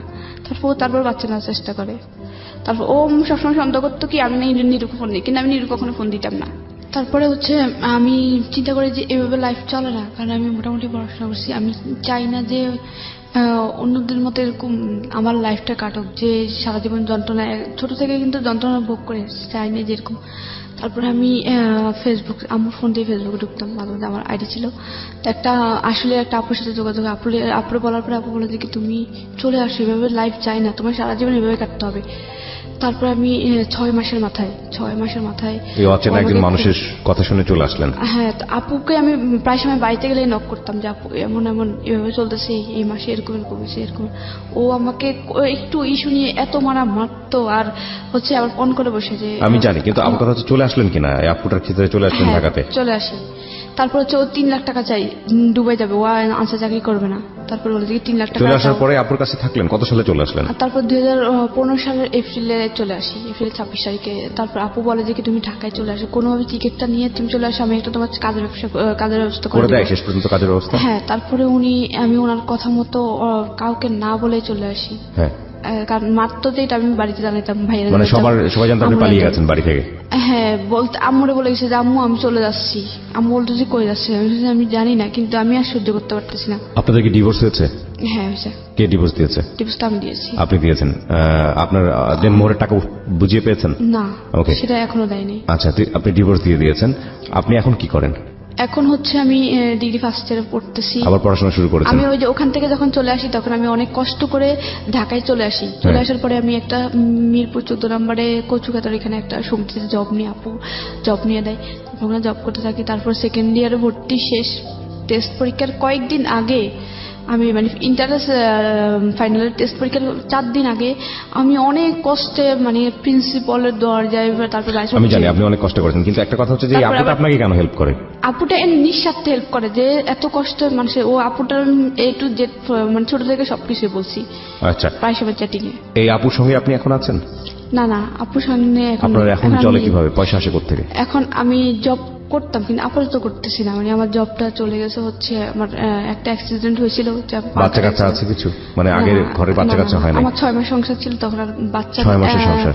2 মাসের একটা বাচ্চা কনসেপ্ট করে, কিন্তু অনেক বেশি কাজের প্রেশার, আমি একদম নষ্ট হয়ে যায়। আপনার ভবিষ্যৎ পরিকল্পনা কি, আপনি কি করবেন? আমার ভবিষ্যৎ পরিকল্পনা হচ্ছে কি, আমি পড়াশোনাতে এখন কন্টিনিউ করতেছি। তারপর হচ্ছে কি আমার কষ্ট, আমি এখন নিজে বিয়ে করতে জানি, যদি আমি এখন চাকরিটা করতেছি, চাকরি খুঁজতেছি, পড়াশোনাটা কমপ্লিট করবো, মাস্টার্স কমপ্লিট করব, তারপর বিসিএস দেওয়ার চেষ্টা করব, তারপরে একটা গভর্নমেন্ট জব করব। আপনি যেদিন এই স্বপ্নটা বাস্তবায়ন করতে পারবেন সেদিনই হবে আপনার এই জীবন গল্পটা বলা সার্থক। আজ পর্যন্ত শুধু এটা একটা স্ট্রাগল গল্প, এবং এই জায়গাটা থেকে অনেক মেয়ে এই ধরনের স্ট্রাগল বাংলাদেশে করেন। সেই অর্থে জীবন গল্পে এটা তেমন কোনো গল্প না, যদি আমি নক করার জায়গা থেকে বলি। কিন্তু যদি আপনি সত্যি সত্যি বিসিএস অফিসার হতে পারেন, যদি আপনি সত্যি নিজের পায়ে দাঁড়াতে পারেন, তাহলে আমরা আপনাকে উদাহরণ হিসেবে দাঁড় করিয়ে বলতে পারবো লাখ লাখ মানুষকে যে এই মেয়েটি পেরেছে, সুতরাং আপনাদেরও পারা উচিত। প্রিয় শ্রোতা, আমরা শেষ করছি আজকের এই জীবন গল্প। আগামী বুধবার আমি আরজি কিবরি আবারও ফিরে আসবো। আর সবসময় একটা কথা বলি, প্রতিটি জীবনই আসলে সম্ভাবনাময়, প্রতিটি জীবনের প্রতি আমাদের রেসপেক্ট থাকুক, কোনো মানুষকেই যেন আমরা অবজ্ঞা না করি, নিজের সমস্যাটাকেই যেন সবচেয়ে বড় সমস্যা করে না দেখি, কারণ আপনি যে সমস্যার মধ্যে আছেন তার থেকেও হয়তো বড় সমস্যায় আরো একজন আছে। সুতরাং মানুষের পাশে গিয়ে যেন দাঁড়াই, অন্যের আনন্দে যেন আনন্দিত হই, অন্যের দুঃখে যেন দুঃখিত হই। সবসময় মনে রাখবেন, প্রতিটি মানুষই ভুল করে, প্রতিটি মানুষই ভালো করে। সুতরাং ভুল ত্রুটির ঊর্ধ্বে নয় মানুষ, এবং মানুষকে যেন সেই প্রাপ্য সম্মানটা আমরা দিই। অনেক ভালো থাকুন। আজকের মতো শুভরাত্রি।